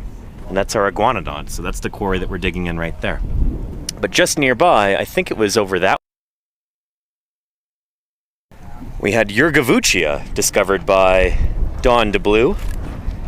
Found the bones of this small meat-eating dinosaur, this raptor dinosaur called Yurgavuchia. I'll go show you a picture in a minute. Let's walk over there. In Krista's book. So the rocks that we're digging in here seem to be a little bit older than the ones that contain Utah raptor. So this is the lower yellow cat member of the Cedar Mountain Formation in the early Cretaceous. Utah raptor, I think, is from the... Is it from the upper yellow cat? I forgot. But anyway, Utah raptor is younger than these rocks here. So Yurgavuchia, this one that Dawn found, is potentially the ancestor of Utah raptor. It's possible, at least. We're not sure. Don't have enough information to be able to say with any certainty. But again, this is a representation of what this site would have looked like 142 million years ago, give or take. Come on, man. There we go. So, kind of a swampy floodplain sort of environment, mucky, boggy. You've got iguanodonts walking around doing their thing. That's the kind of critter we're digging up right now. You've got sauropods getting stuck in the mud. And then you've got little feathered raptor dinosaurs like Yurgavuchia. There's 2 of them pulling a turtle apart. Poor turtle. But yeah, that's our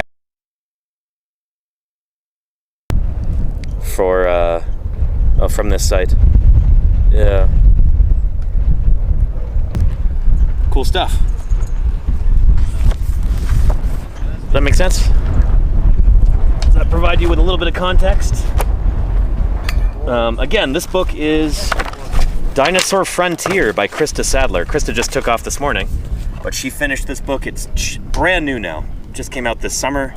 And if you want to learn more about the work that we're doing out here, if you want to learn about the Cedar Mountain Formation and why this is kind of at the cutting edge of dinosaur science in Utah, if you want a good introduction to what dinosaur science is all about, or what paleontology is all about, this book is kind of all of those things. It's brilliantly written, excellent book with tons of figures. It's good stuff. Whether you're a professional paleontologist or whether you're brand new to fossil science, you'll enjoy this book. It's written in such a way that just about anybody can enjoy it. It's excellent stuff. Highly recommended. And I'm in the book too. As are many of us here in the quarry. We are featured in this book, and that's it's an honor. Pretty excited about it, if you can't tell. And have any signs of a predator been found in this area? Absolutely, Crimson. Yeah, we've got teeth from a big Carcharodontosaur dinosaur. So we know they're around, and we might even have a skull bone from one of those guys that Ethan found a few years back. But so far, that's it. Not a whole lot of other material. It's proved elusive so far.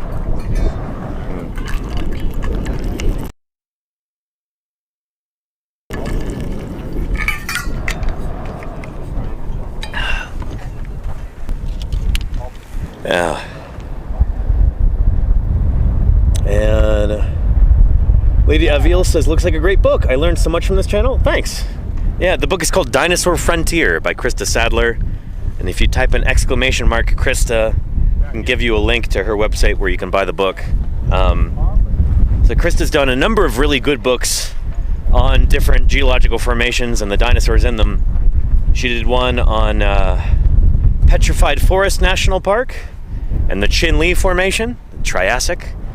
That one's called Dawn of the Dinosaurs. She's got one called Where the Dinosaurs Roamed, and that is about another place in Utah. That's Grand Staircase Escalante, I think? Or is it the Kaiparowitz? Shoot, I should know this. I have the book. Anyway, the point is, Krista's got a great track record of publishing excellent books on dinosaurs and around the greater scientific context around dinosaurs, too. This latest one, she was trying to shop it around to different publishers, and all of them wanted her to cut corners. Oh, you don't need that many illustrations. You don't need that much text. You don't need that much detail. You know, let's dumb it down just a bit. And she wasn't willing to do that. She's like, I'm going to make the best book I can, and if I have to self-publish it, I will. And she did, and it's brilliant. So you can't get it on Amazon. You can't get it from Barnes & Noble or anything, but you can get it straight from her website. She's got the books at home in a storage facility, and she will sign it for you herself and then mail it to you. So check out thisearthpress.com. There you go. There's the link there in the Nightbot command prompt thing. Yeah. But yeah. The publishers didn't want to spare no expense, and that was their downfall. There you go, visibly upset. Yeah. And my niece would love that, says PC Kelly Gaming. Yeah, Dinosaur Frontier. Check it out in the link that Nightbot put there. Thank you, M. Hobgoblin. Good stuff. Yeah. Anyway, let's go check in with Jim before the jackhammering starts up again. We were going to ask him about about those pebbles and what age they're from in the quarry, what that significance is. And if you've got any other questions for Jim, don't hesitate to ask. Now's the time.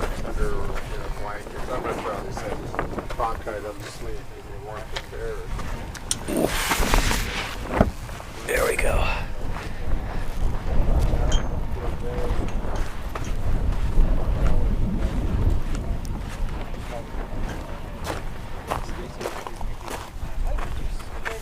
Yeah, real briefly. Yeah, so Henry and Maisie. I don't know if they've met Jim yet. So it's cool. They're catching up and comparing notes. sciences. No. There's probably somewhere I can. In the meantime, let me show you the bone that we'll be working on later, hopefully. If we have time. No. Okay. I might have to do this off stream. But yeah, this is the fibula that I was doing. I've got the ingredients. I flipped it over, and we're going to be jacketing the underside of it. Incredible bone. See it poking out right here, this big flat bone. And some other stuff. To me, it looks like a fib. Looks like one of the shin bones there. Well, I know there's a site down the that area. I think it's down there.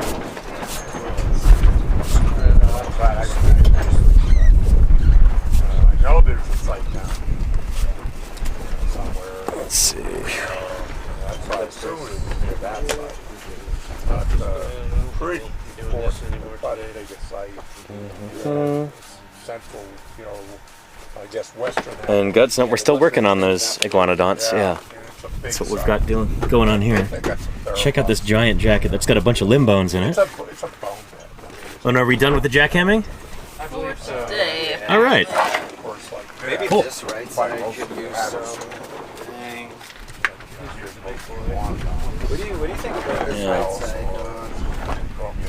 And Plox Kanga says, in which country have you found the most dinosaur fossils? USA, Russia? USA, for sure.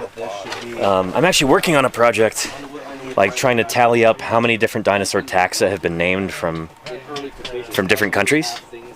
And I don't have all the results back yet. I'm still working on a database for this. Island hopping. But for the time being, the US is in the lead. Portugal. China is second. I think Mongolia is third. No, hang on. I think it goes US, China, Canada, Mongolia, Argentina. Anyway, they were like, oh, there's no good. But that could change, And right now, we are, while we're still finding dinosaurs here in the US, and we still got a lot of teams out doing field work, China is swiftly catching up. And I think in just a few years, China will be kind of the world center of dinosaur paleontology, especially with how things are going in the U.S. right now. The federal government is cutting science funding left and right. Scientists are leaving this country in droves for greener pastures. We're really lucky that we get to work here, given that part of our funding is private, and then a little bit of it comes direct from the state of Utah. And we've got a, very, very slim budget to start with. But we're really lucky to be able to do this. China's going the opposite direction, where they're pouring massive amounts of funding into paleontology. They're finding dinosaurs all over the place. They're building new museums. They're training, a whole new generation of young paleontologists. And I have friends who've left the U.S. for China, and they love it. They're like, this is the best choice I've ever made. So, who knows? Maybe that'll be me someday if things continue to go south here in the U.S. We'll see. And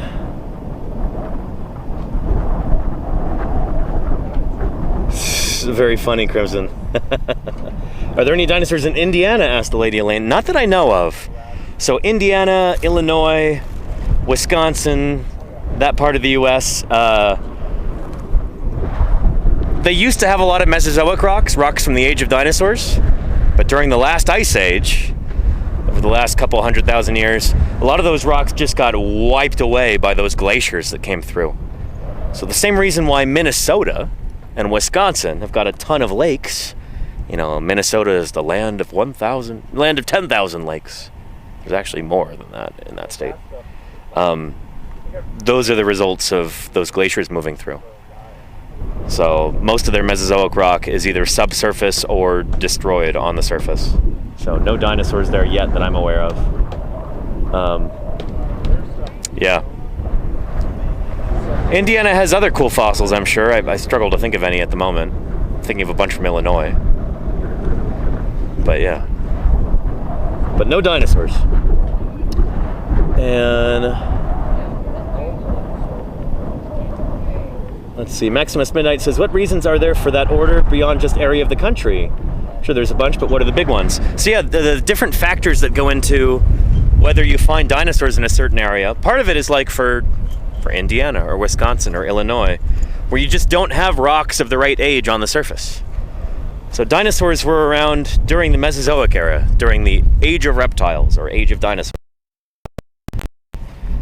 And if you don't have rocks from that time that are there on the surface for you to go explore and find fossils in, then you're not going to find any dinosaurs. So you have to have rocks of the right age at the. Those rocks generally have to be exposed. So if you're in a country where it's very heavily forested or there's jungle or rainforest everywhere, then you're not likely to find many fossils because you don't have a lot of exposed bedrock here like we have out in the Utah desert. This is a wonderland for finding fossils because it's so dry. You don't have plants and trees everywhere. Lots of erosion is going on, and constantly this rock is being worn away, and then the fossils are being exposed for us to find them. So yeah, countries with a lot of desert, places like the US, Canada, Mongolia, China, Argentina, it makes sense for these to be at the top of the list because there's a lot of desert territory there. And it happens to be the right age of rock too to find dinosaurs.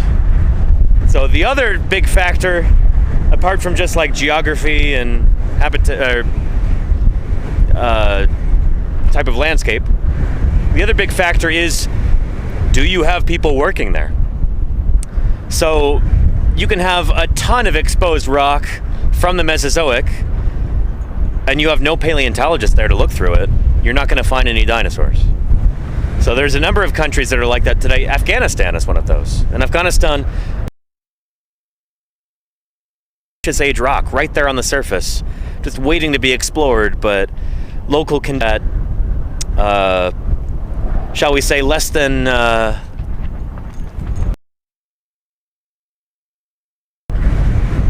ideal.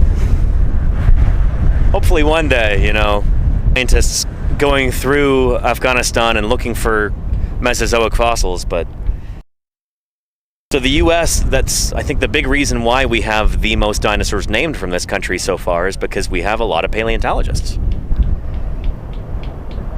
There's a lot of people out on crews like this every summer, excavating them, studying them, describing them, naming them. Eating our lunch right now in this area. Like they're going to be top dog very soon, I think. And Mongolia is also developing a good program there too. But in Mongolia, historically, there's been a lot of scientists who have come in from other countries and taken the fossils out. Finally, Mongolia is kind of taking hold of their fossil heritage and insisting that, like, hey, if you want to come work on Mongolian fossils, the Mongolian people need to be involved too.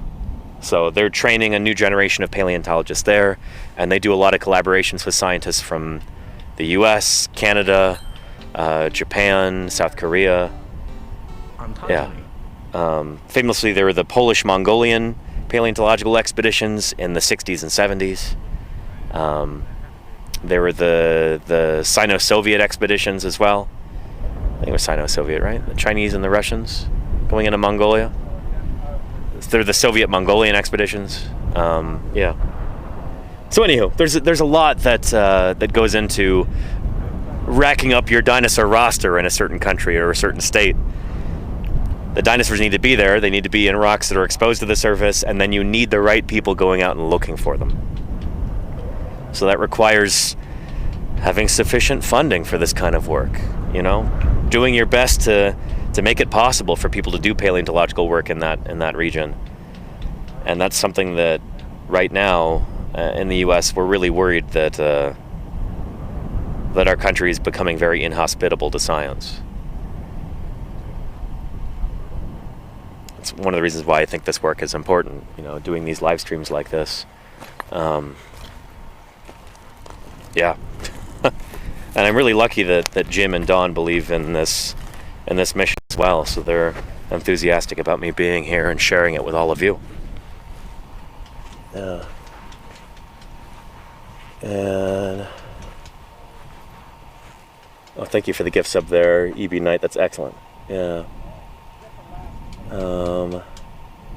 And there you go, Crimson. Yeah. Yeah. There's a lot of challenges in Afghanistan for sure. And RB42 says go to Antarctica and get super lucky with a core drill. You don't even have to do that. There's fossils on the surface in Antarctica. Matt Lamana, who we were doing fieldwork with in Wyoming, he's done a lot of fieldwork in Antarctica. And he's actually working on a new kind of ornithischian dinosaur. He's got a really cool name picked out for it too. I can't tell you. I promised him I wouldn't tell. But it's fun. It's a fun name. And I'm excited for that. So yeah, we've got a bunch of dinosaurs from Antarctica. Not a bunch, but a few. A good number. From the great frozen continent. Cryolophosaurus, Glacialosaurus, Glacialopelta, maybe? No, Antarctopelta. Emperobatar, and this new one. You may have actually seen it in Prehistoric Planet, but it's not been named yet. And yeah, Matt's working on that apparently. Exciting stuff.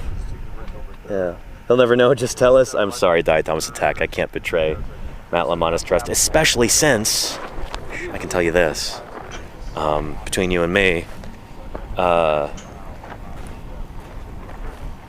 Matt might be looking for crewmates to join him out there in Antarctica, and I want to make sure I'm on that list of potential candidates. So I got to be on my best behavior. That's one of my dreams, to be able to go out and do field work in Antarctica. Diatomus Attack, I'm sure you understand. I'm sure there's been diatom researchers in Antarctica. We've got a bunch of dust blowing over there. I was afraid that was heading for the quarry, but no, we're good. It's funny, you can have gusts of wind that just blow north or south of you by like less than 100 meters, and the things might be nice and calm in the quarry, and then just outside you've got crazy wind. Pays to be a little vigilant. Yeah, I know a bunch of them, says Diatomus Deck. Nice. Yeah. Oh, and Lordy says, Sicaretto asked, what does the average taxpayer get back from this type of science? Oh, fantastic question, Sicaretto. I'm so glad you asked. So, dinosaur paleontology tends not to be very well funded at all. Like, we'll be out here for 3 weeks this summer. We're approaching the last days of that, and I think, you know, our working budget's been something like $1,000 for 3 weeks worth of work digging up a new species of dinosaur. So it's a pretty slim budget. And we get a little bit of that budget from the state of Utah, from the taxpayers of Utah. But in return, they're getting a brand new kind of dinosaur. In general, paleontology is one of the most cost-effective of all sciences. You can invest just a little bit of money and have groundbreaking discoveries made. When we work out in Wyoming during the summer, we spend a whole month out there. We had a crew of, all told, probably over 100 people, something like that. Maybe 75 over the course of that month, people coming and going. And we've got 1, 2, 3, at least 3 new species of dinosaur that we were excavating this year for like $20,000. That's nothing when you consider that other kinds of science, they might be much more expensive. It might be $50,000, 50 grand, just to run like a single experiment in genetics or something like that. So the idea that you could have a whole team of people working out for a whole month and digging up 3 new species of organism, 3 new dinosaurs, mind you. It's remarkably cost effective. And when we're doing that, it's not like that money just disappears into the ether or disappears into some secret savings account in the Cayman Islands or something like that. Not like when you give tax breaks to the wealthy, the money just disappears. When you use it to fund science, especially like dinosaur paleontology, we're coming out to remote areas and we're spending that money on fuel, on food, on supplies, often in areas that are kind of economically depressed, shall we say. You know, if we're out in these tiny little western towns, we're spending money there. That's helping support that local economy. We're helping support those jobs. And then also we're bringing fossils back to museums, and that gives people a reason to visit those museums as well. There are people who fly in from around the world to visit the museum in Salt Lake City, where these fossils are going to end up. Hopefully we'll have a mounted skeleton of this dinosaur up there in, I don't know, a number of years. I don't want to make any promises. Hopefully in less than a decade we'll have a skeleton of this dinosaur on display there, and people are going to want to see it. You know, $20,000 is like nothing, or $1,000 like we've got here, whatever the figure is. That's like maybe fixing one fire hydrant or something like that, or some potholes on the road or something. Getting a brand new dinosaur for that much? That's nuts, you know? And then when we do that, I mean, to broaden it out further, paleontology is one of those sciences that gives you a tremendous amount of perspective. So, not to get too philosophical about it, not to climb onto too tall of a soapbox here, but when we're doing fossil science, we're uncovering these enigmas of the past. We're figuring out the history of life on Earth. And that's tremendously gratifying, you know? As human beings, the idea that we can dig up these fossils, we can study these rocks, we can figure out what our planet looked like long before we showed up, long before we as human beings evolved. During the whole Mesozoic era, essentially, this Earth was ruled by big dinosaurs, chief among them. Understanding that is incredibly cool, and people find it really inspiring. There are a number of people here in this chat right now who, they're not in paleontology, but maybe they're in other fields. They studied to become a doctor, and now they're a working physician. Or people who went into chemistry, or people who became historians, people who became librarians, people who went into data science or information technology. Many of these people who kind of use their brains for a living, they first fell in love with the idea of learning because of dinosaurs. I think there's a number of reasons for it. We won't go into that right now, but dinosaurs are this incredible inspiration for people. When kids start learning about dinosaurs early on in childhood, that's a really... Anyway, Danny! Yeah. You know, they're plastering, they may want to watch. Okay, yeah. Get over there.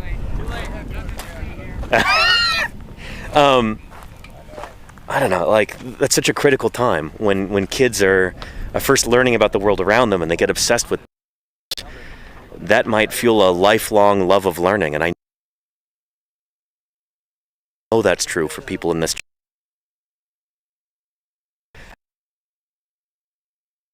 For people in a ton of different knowledge fields, and one of these days the study where we get hard numbers on this and publish it.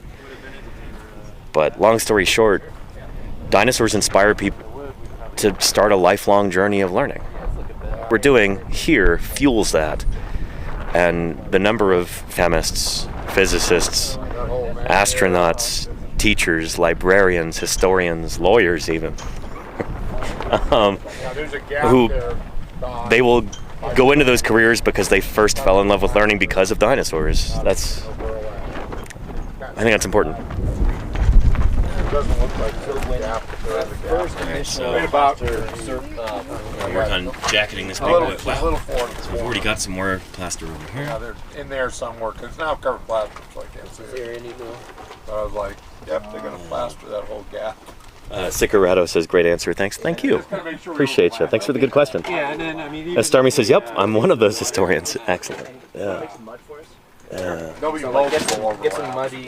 mudstone chunks and get some water, and then we'll pack this with some mud.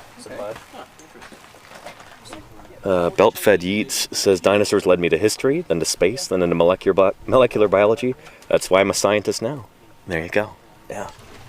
Yeah, but I mean, you might have up to 2 inches of movement. I'm gonna get some more water and then Unless I tear it. I mean, I could tear it. I just don't. we'll observe the jacketing going on here. I gotta make sure I'm taking care of myself too. Oh, let's do a quick temperature check as well. Current temperature. With these kind of mutts don't work. Yeah. 99.48 in the shade? That sounds too high. Rating. 98. I bet just that serrated knife. You could do that. Want to give it a go? I don't know. What things? Alright, some water.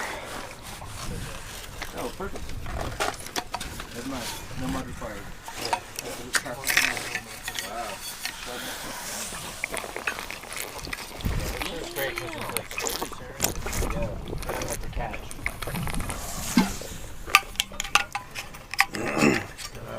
Oh, my Swiss Army knife has got so many jackets out. Yeah. Oh, it is, but it works. So it works the jacket, but it's not the only time I use it. I'm not using it to cut trees down. Yeah, right. Just plastic. Nice. Still. It does cut through a burlap jacket.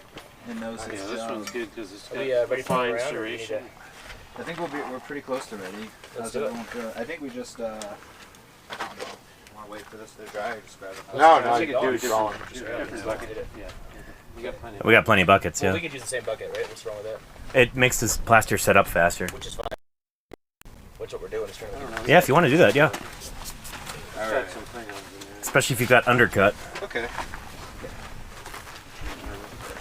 But they'll probably want to use one that's been used. I think the difference would probably be only a minute or something. Yeah. Yeah. I don't see it as being a big issue. Yeah. Sometimes it is when you've got limited supplies. But yeah, here we've got enough hands. Make it too thick so it sets before you. Yeah, exactly, yeah. I always hate having a half a bucket of plaster set up on I'm just me. gonna knock a little bit Nope, of dirt it's out not of this going to one. work. So chat, for any of you who are just waltzing in, or maybe you're unfamiliar with this, making what we call a plaster jacket. So this is the protective layer of burlap soaked, plaster soaked burlap rather.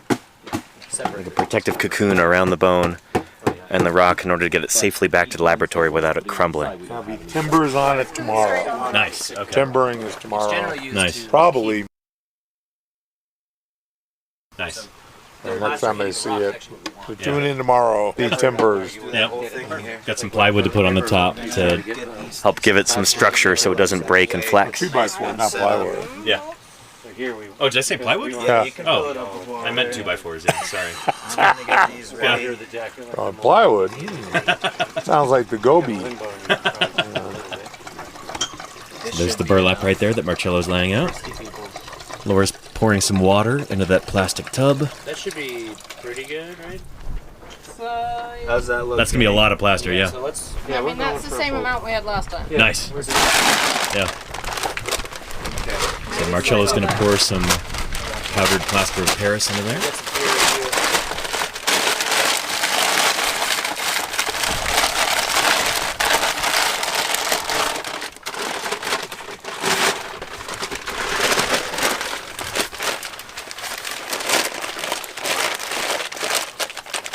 Yeah, buddy.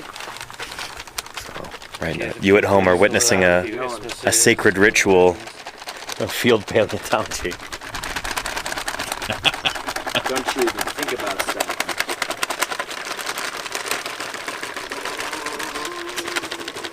Alright, so let's do a little more. A little bit more. Like maybe 2. Maybe 2.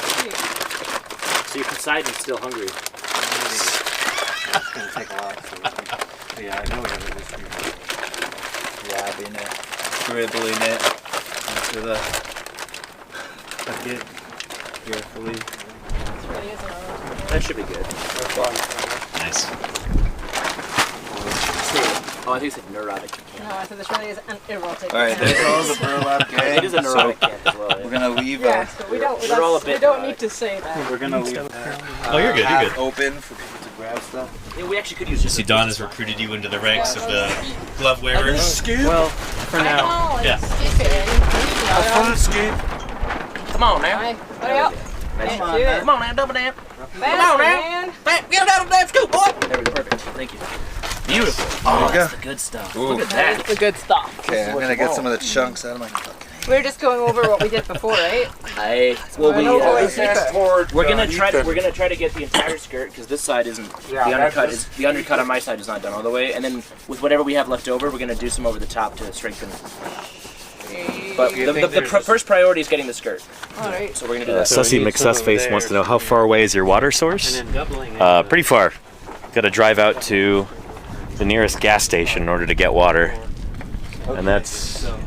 You two get in there. I'm gonna. You're gonna see where you're gonna be jacking in it, just around east. That's probably what 20 miles away? I would get a big piece. Maybe 30 miles, something like that. I'll take a biggie. Biggies. Here's a biggie for you. A biggie small. All right. We're ready. And everyone should have a piece and soak it up. Good. I've got 2 more pieces here, and I'm gonna grab some more.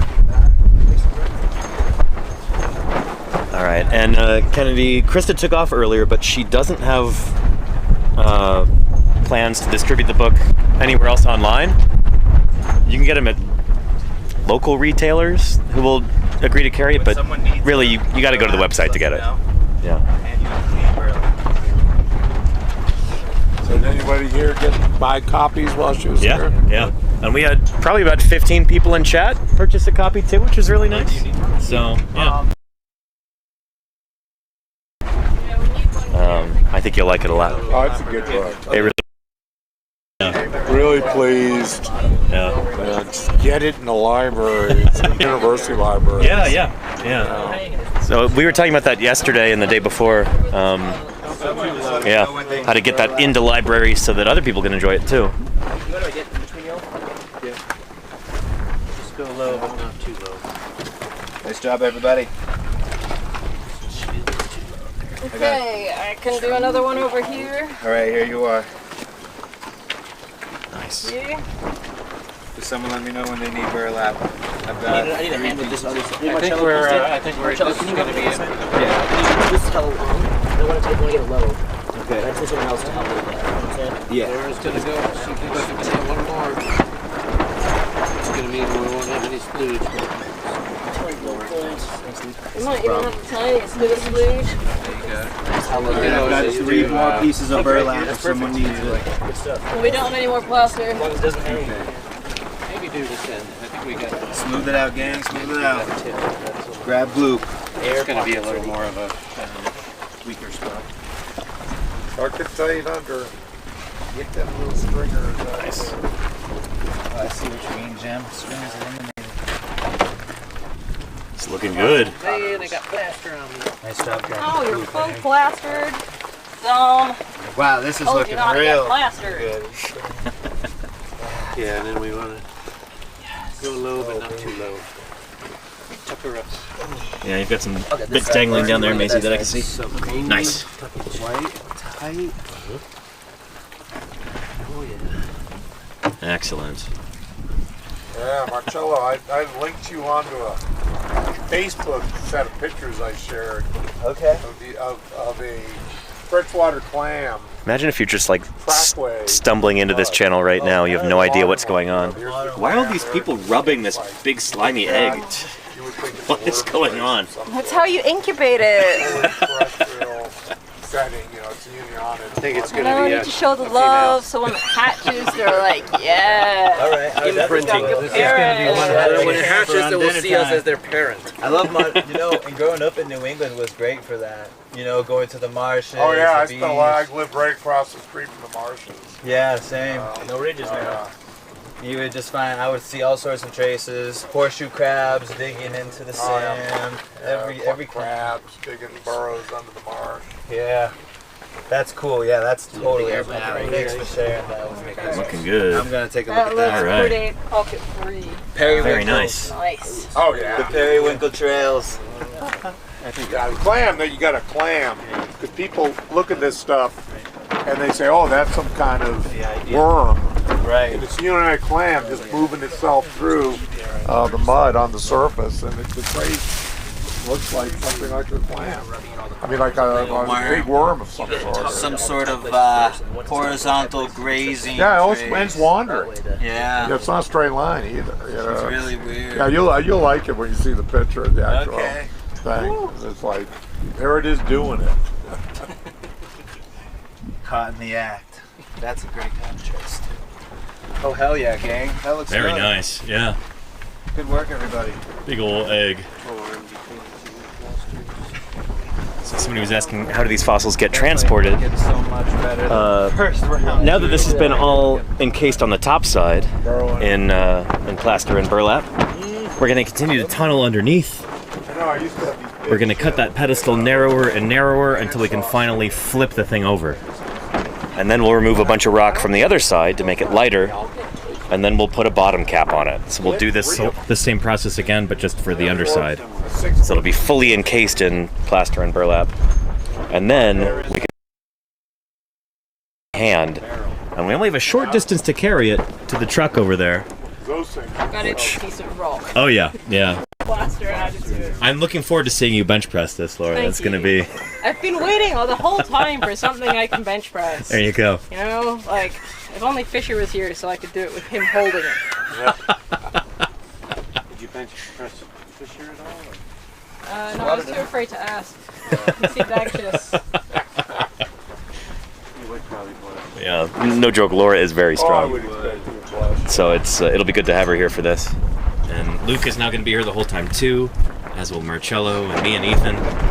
So But next it'll be good. time I will much ask. smoother than the first one. And given that Don's finger is still recovering, he'll be able to just sit in the chair and drink lemonade and watch us.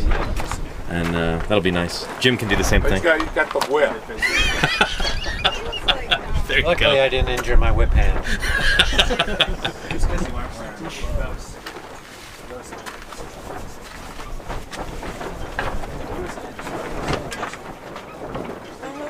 And Maximus Bendix says you carry it by hand? Oh yeah, absolutely. It made it more difficult. We Yeah. just did the two skills of That's, we don't have any beasts of burden out here.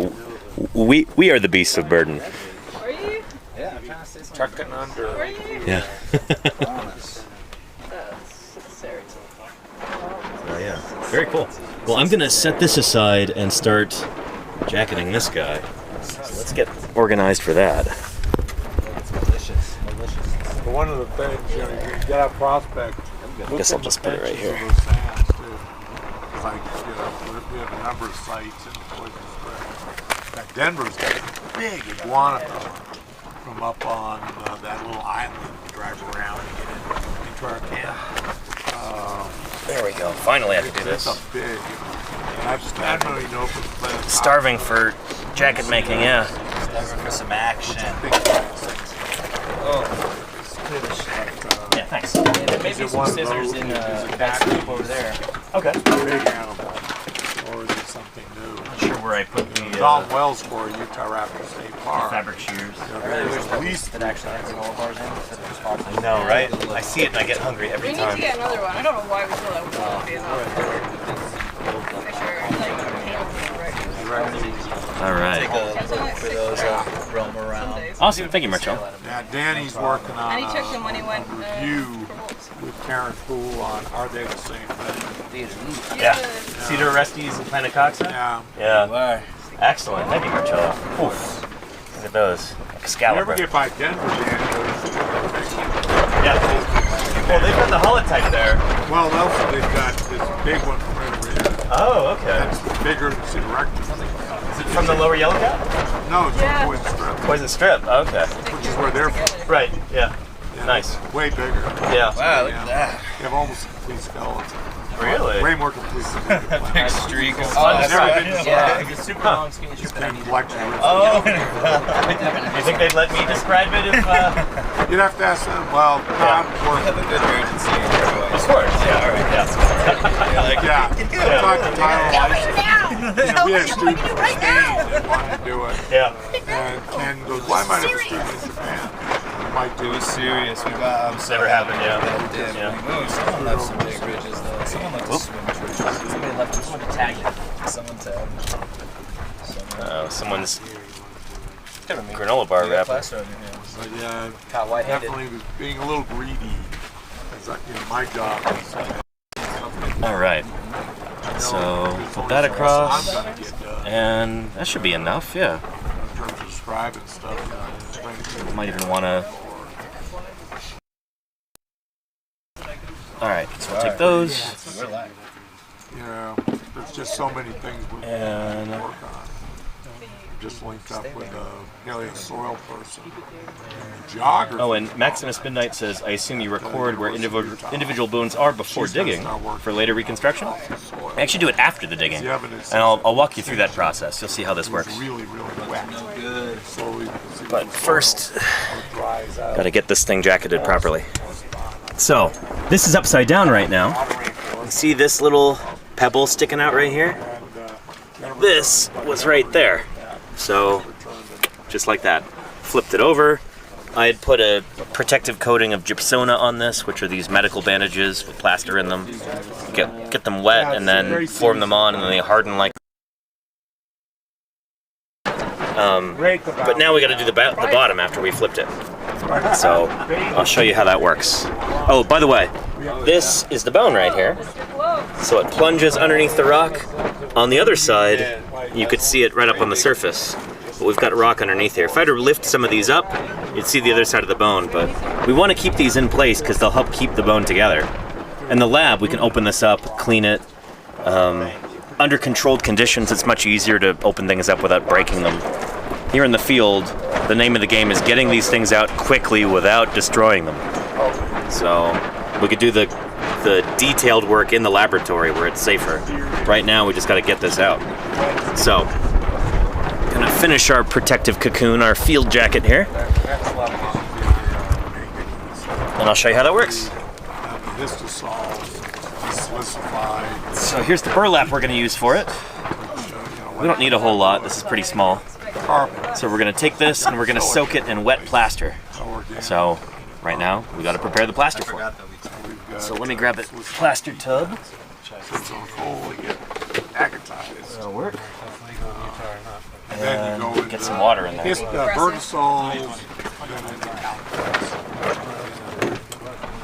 at every place we see that translation. Not gonna need too much. Definitely nature and science paper. Funny, That'll probably be good. for science. You have a Utah bomb 20. Chinese Uh-oh, team this did. bucket's got a leak in it. Right. And 5,000 pounds. totally statistics. 5,000 pounds. 100% statistics. Yeah, that's amazing. Yeah, and the same thing. Sauropods, Looks intact. but they only have 3 bins. Ornithischiid theropods and sauropods. You know, it's like you split theropods, Silurisaurians and everything else. Yeah, what Because you would have shown that.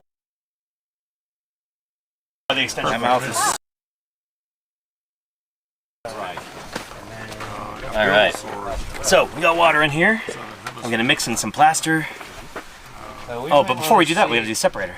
Definitely. Make sure we have. Okay. Yes, I love it that China, they're saying the same thing. Yeah, I certainly need separator on Oh yeah. the bone. So separator is an essential ingredient in this. In order to keep the plaster from sticking to the bone, I'm not it'd be a huge headache to remove. They're like 60 pages Got plenty? of supplemental All right. information, just graphs. We gotta add a layer of separator, and that works like this. Not just the graphs. You put your paper towel over You the label surface like your this. X-axis. A lot of them do X-axis. Take a soft Like, brush, so I got to go get it wet, through and then just kind of dab it on there. write-up to figure out what the X. That should all So it gets the separator to conform to all the nooks and crannies. most They'll people cling look to at it, pictures, and you go from there. supplemental. Most people look at the pictures or borrowing your data, you know, to play with. Danny, do you still have? You're working on the side with the bones. Yeah. If you want to help out, that'd be cool. Thanks, Henry. So Henry teaches at Missouri State University, and I guess it's been a little while since he's done fieldwork, so this is a really nice refresher for him. It's too soupy. It will just be tasty.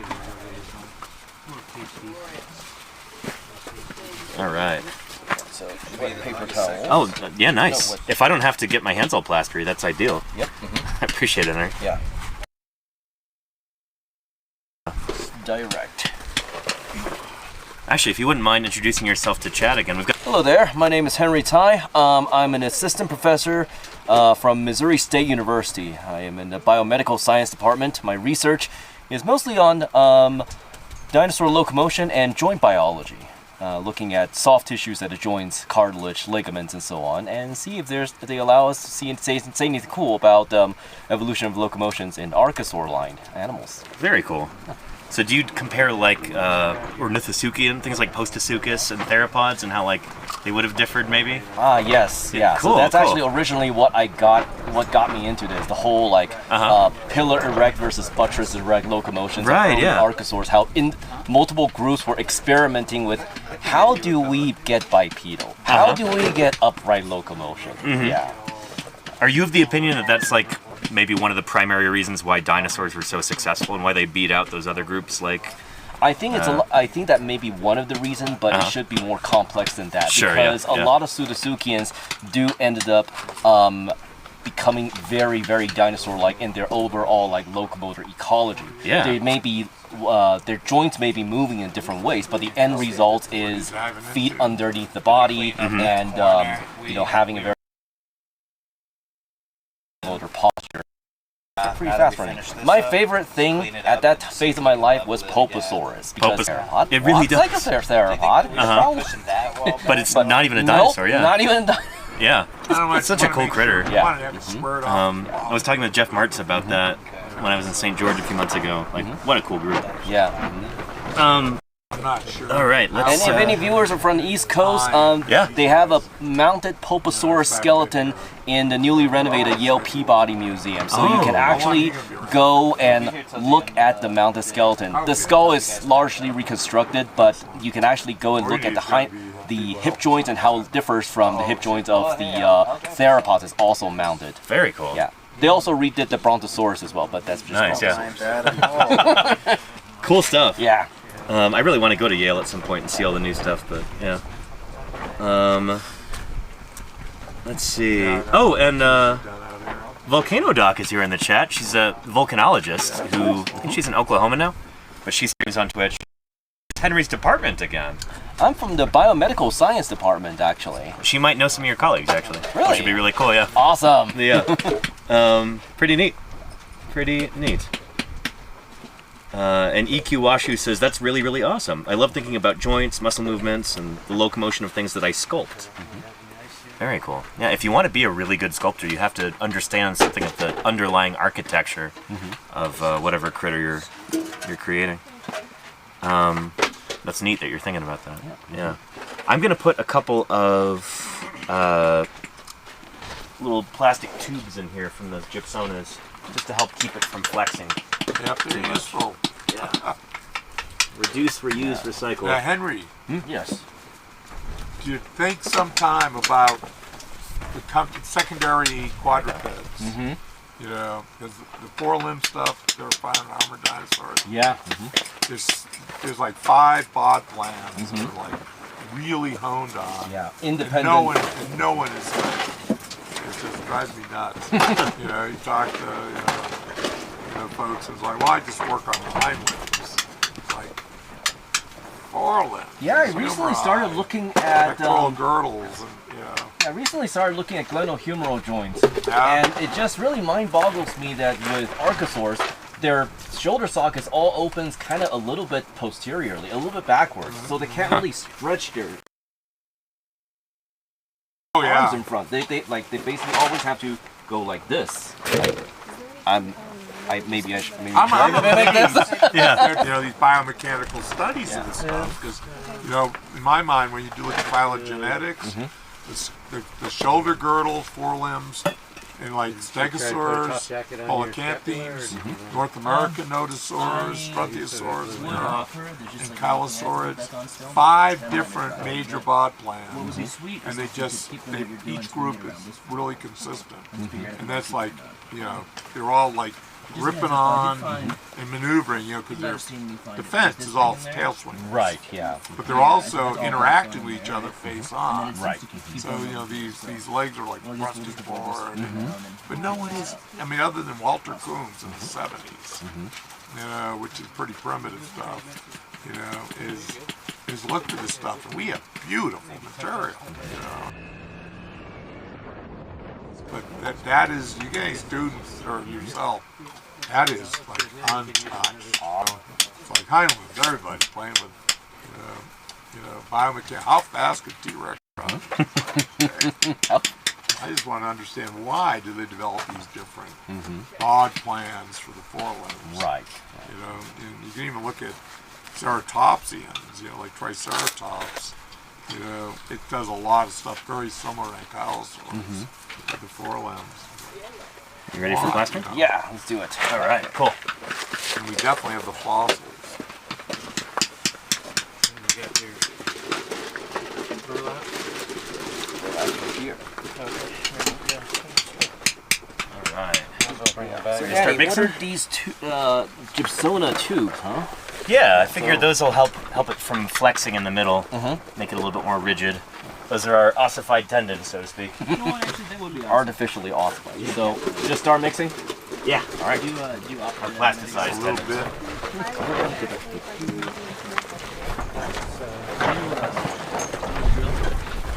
Just a little bit more. Another scoop. So, he's going to get the loose rock out of here, and then... There we go. Still pretty watery. Yeah. Just making that forbidden oak.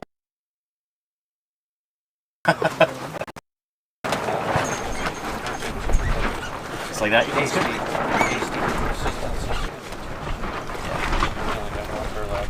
Oh, we got two strips. That'll be easy to squeeze over the limbs.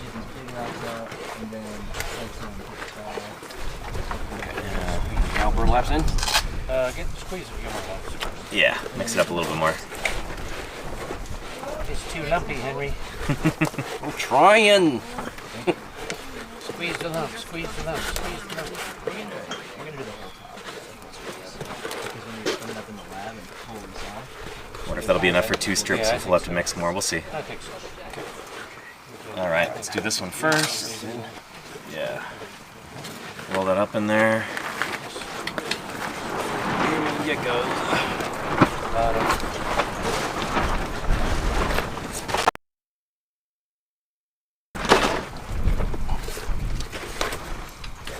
Yeah, that might be it. My bucket. Some of it. Yeah, that's Incorporated. yeah, if you get a roll, you gotta kind of make sure Good it's enough, nice and or a fast bit tricky more? for you. Yeah. All right. Okay. All right. Cool. So yeah, go ahead and stretch that out.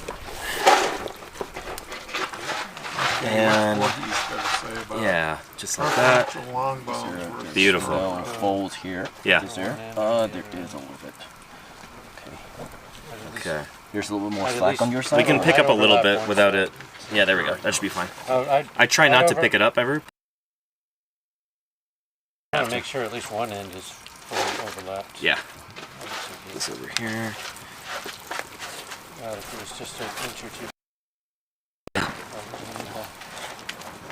Squeeze that.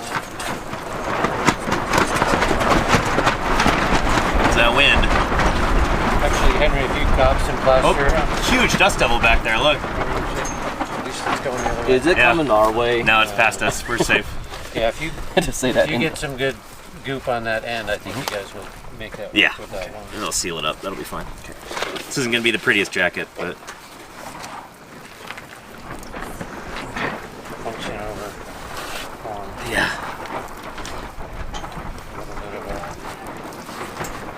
A little bit of air pocket. Yeah, this is really hard to get rid of. Yeah. The water, I'm putting it. I think you just. Do you want to squirt bottle, Ethan, or just some water in the bucket? what I'm gonna do is find a big rock to stick underneath it, and then we can do the other side. That actually worked great. Yeah, no, I don't think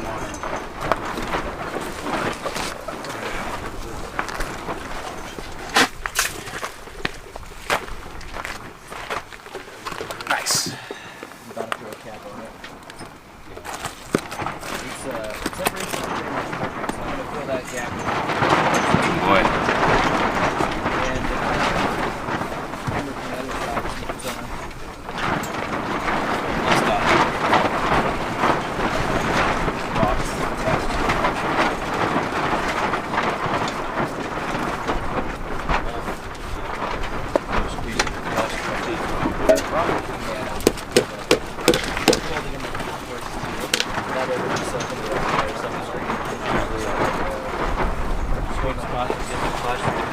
you wait too long, it's great. I mean, some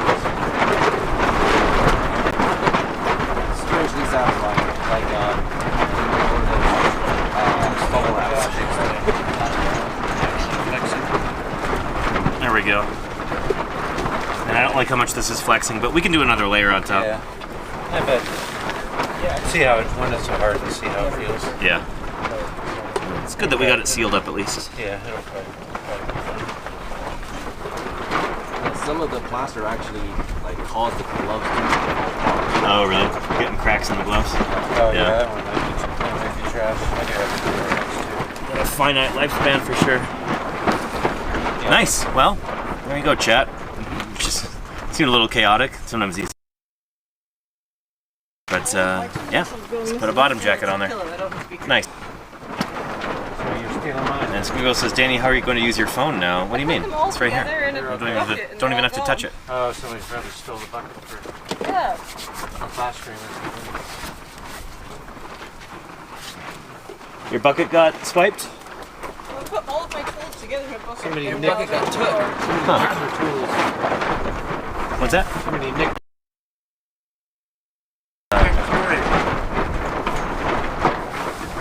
Rock tube. All right, nice. Oh, Starmy wants to know, will there be research done on the microscopic fossils in these strata? And what will you be able to learn from that? I don't know if we expect to find... We might find fossil pollen in here, I guess, right? We've looked for pollen, no pollen. No pollen in the mudstone? Okay. Yeah. Yeah, so I guess it's just not here. Yeah, But other stuff like...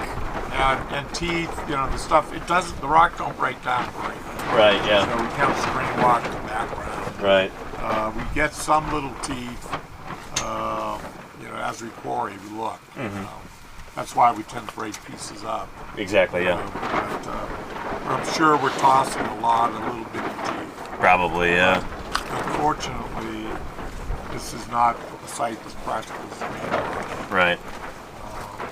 which is really unfortunate because we have real bias against knowing what's going on with little stuff. Yeah. You know, I mean, I think if there were little teeth in here, we would have seen one at some point. we get Yankee teeth. That's the smallest. That's a little croc tooth. Little tiny theropod teeth, too, like that one Fisher found last year. Yeah. Could be troodontid, I think. I doubt the rocks. Well, yeah, I doubt the rocks like this so definitely Yeah. recognizable. I think some of the earliest troodonts, like Hesperosaurus, the teeth are largely not characteristic. Oh, really? Yeah. They don't have those characteristic troodont denticles yet? Oh, there's a number of troodonts that Huh. non-carinated teeth. Yeah, yeah. They're skeletally troodonts. Uh-huh. But as you get up to late Cretaceous, you know, pectiniform troodont teeth Right, yeah. become dominant. But even in the Natalite and Morrison, Uh-huh. Oh, that's right. I do the toilet the paper. Then the troodont plaster. teeth are just real, like we're stretching it in a big way to call them troodont teeth. Huh. You know, we see the first ones that are classically pectinodont, the basal upper Cretaceous. And it might be that they're coming in from Asia. Huh.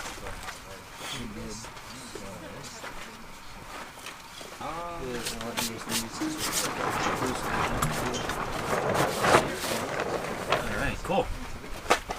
Thank you, Henry, for your help. Of course, appreciate it. And there you go, chat. Got to see some jacketing today, finally. Excellent. Let me go walk around for a minute, then we'll think about wrapping up the stream so I can focus on digging and maybe put another layer on that jacket too. Ugh.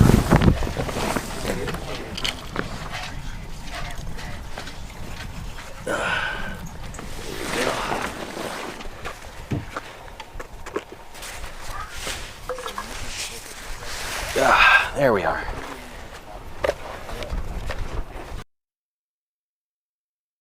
Excellent. Let's see, any other questions we had? And that is Jim, Sparky. Excellent. And Sazla Shake says Troodon mentioned. Oh yeah, yeah. One of our favorite dinosaurs. Good old, like the first dinosaur named from North America, Troodon. First valid or semi-valid dinosaur named from North America. 1856. Troodon formosus, the beautiful wounding tooth. Cool critter. Volcano Doc, I hope you're doing really well. It's wonderful to see you. I hope your work and your streams have both been fantastic lately. Sorry I haven't had a chance to drop by or anything. Things have been pretty busy this summer. And they will continue to be pretty busy through the fall. But at least I'll be back home for part of the fall. And be back in my office. Looking forward to that a little bit. As much as I enjoy field work, I think 3 weeks is pretty much the sweet spot out here. I'm just about ready to come home. And it's a lucky thing too, because we'll be leaving on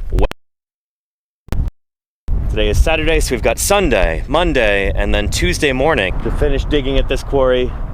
Then Tuesday afternoon we'll be packing everything up, starting to break down camp, and then we'll leave as early as we can on Wednesday morning. So yeah, I plan on streaming again from my office on August 11th. I'm going to give myself a little bit of time after I get home to, catch up and really get organized for my office streams again. We're going to have fossil news to cover. Paleontological papers that have been published in the 2 months that I field. We've got multiple new species of dinosaur that have been named, multiple new genera. Most dinosaur genera are monospecific, so species equals genus essentially, but we'll talk about that later. Yeah, it's going to be a lot of cool stuff to discuss, and I'm really looking forward to that. Lots of special events upcoming. International Whale Shark Day is in August. We're going to be getting ready for Save the Vaquita Day, which I think is in September this year, September or October.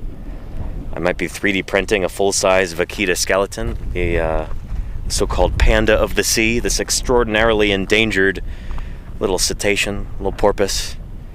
They're like 3 feet long and they're adorable, and there's like 10 of them left in the whole world. We'll be talking about them. Casey Snowart is also going to be doing that. I'll see if I can help her out. Got a lot of cool stuff coming up.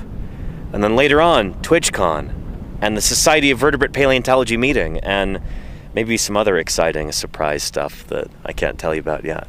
But yeah, lots of things to look forward to. Good stuff. Hope fieldwork is going swell. It is, Volcano Doc, yeah. Because it's amazing, and I'm so happy you get to be outside. Absolutely, Volcano Doc. This year it's going to be almost 3 months, almost a quarter of my whole year that I'll have spent doing fieldwork. We were tallying it up earlier. 2 weeks out in St. George, Utah. A whole month out in Wyoming. 3 weeks here in Dolings Bowl in Utah. And then another 2 weeks a few miles that way. At Laurie's site, we're going to be digging up some armored dinosaurs, some ankylosaurs. Gastonia. We'll be excavating with J Live, Josh Lively, and his crew from the Prehistoric Museum in Price, Utah. That'll be from kind of mid-September till the end of the month. That's going to be great. I can't wait. Anyway. With that having been said, oh, Cthulhu Hates Hugs has got a question. What would you say is a good direct path from finishing my GIS bachelor's to go directly into working in the paleontology field? Start emailing field crews and museums. Go like, hey, I have experience in GIS. I can help you do mapping at the site. Any geographical stuff you need done, you know, I'm your person. Yeah, just start getting in contact. That's the best piece of advice I can give you. Reach out to museums, to field crews, yeah, and see who seems interested. That's awesome. I'm excited for you, Cthulhu Hates Hugs. That's going to be really neat. You are well set up, I think, to join a field crew. You could be a lot of help to them. Yeah. D.L. Miller says, it's always nice to see people find their purpose in life. Har har. Yeah.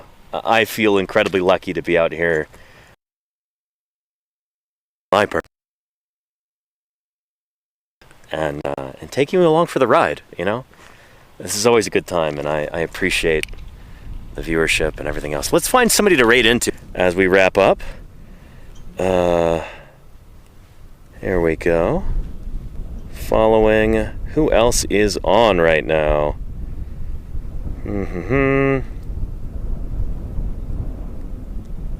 Let's see. Let's go say hello again to PaleoStream. It's always a treat to raid into PaleoStream. Normally I don't get to do that, because he only really streams on the weekends. And I only really stream on the weekends when I'm in the field, so this will be cool.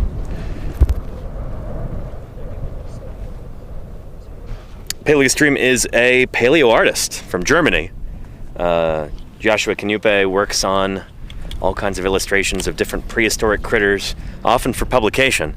And his stream is a good place to hang out and just kind of celebrate the history of life on Earth and all the critters who came here before us.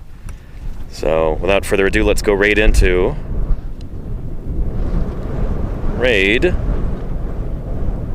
PaleoStream. Beautiful. Good stuff. Everybody, thank you again for everybody who tuned in today. Raiders and first-time viewers, long-time viewers, moderators, thank you for keeping this train on its tracks and keeping this a safe and welcoming community for everybody. Thank you to the cheerers and the gifters and the subscribers. Thank you for making these streams possible through your financial support. Thank you to everybody who is here hanging out, enjoying science, and just marveling in the majesty of our incredible planet and its long and storied history of life. Streaming to you today, and I hope to see you again tomorrow. I suspect we'll be streaming same time, same place. Tune in then if you'd like to. And take care, everybody. Let's go check out PaleoStream. Bye-bye.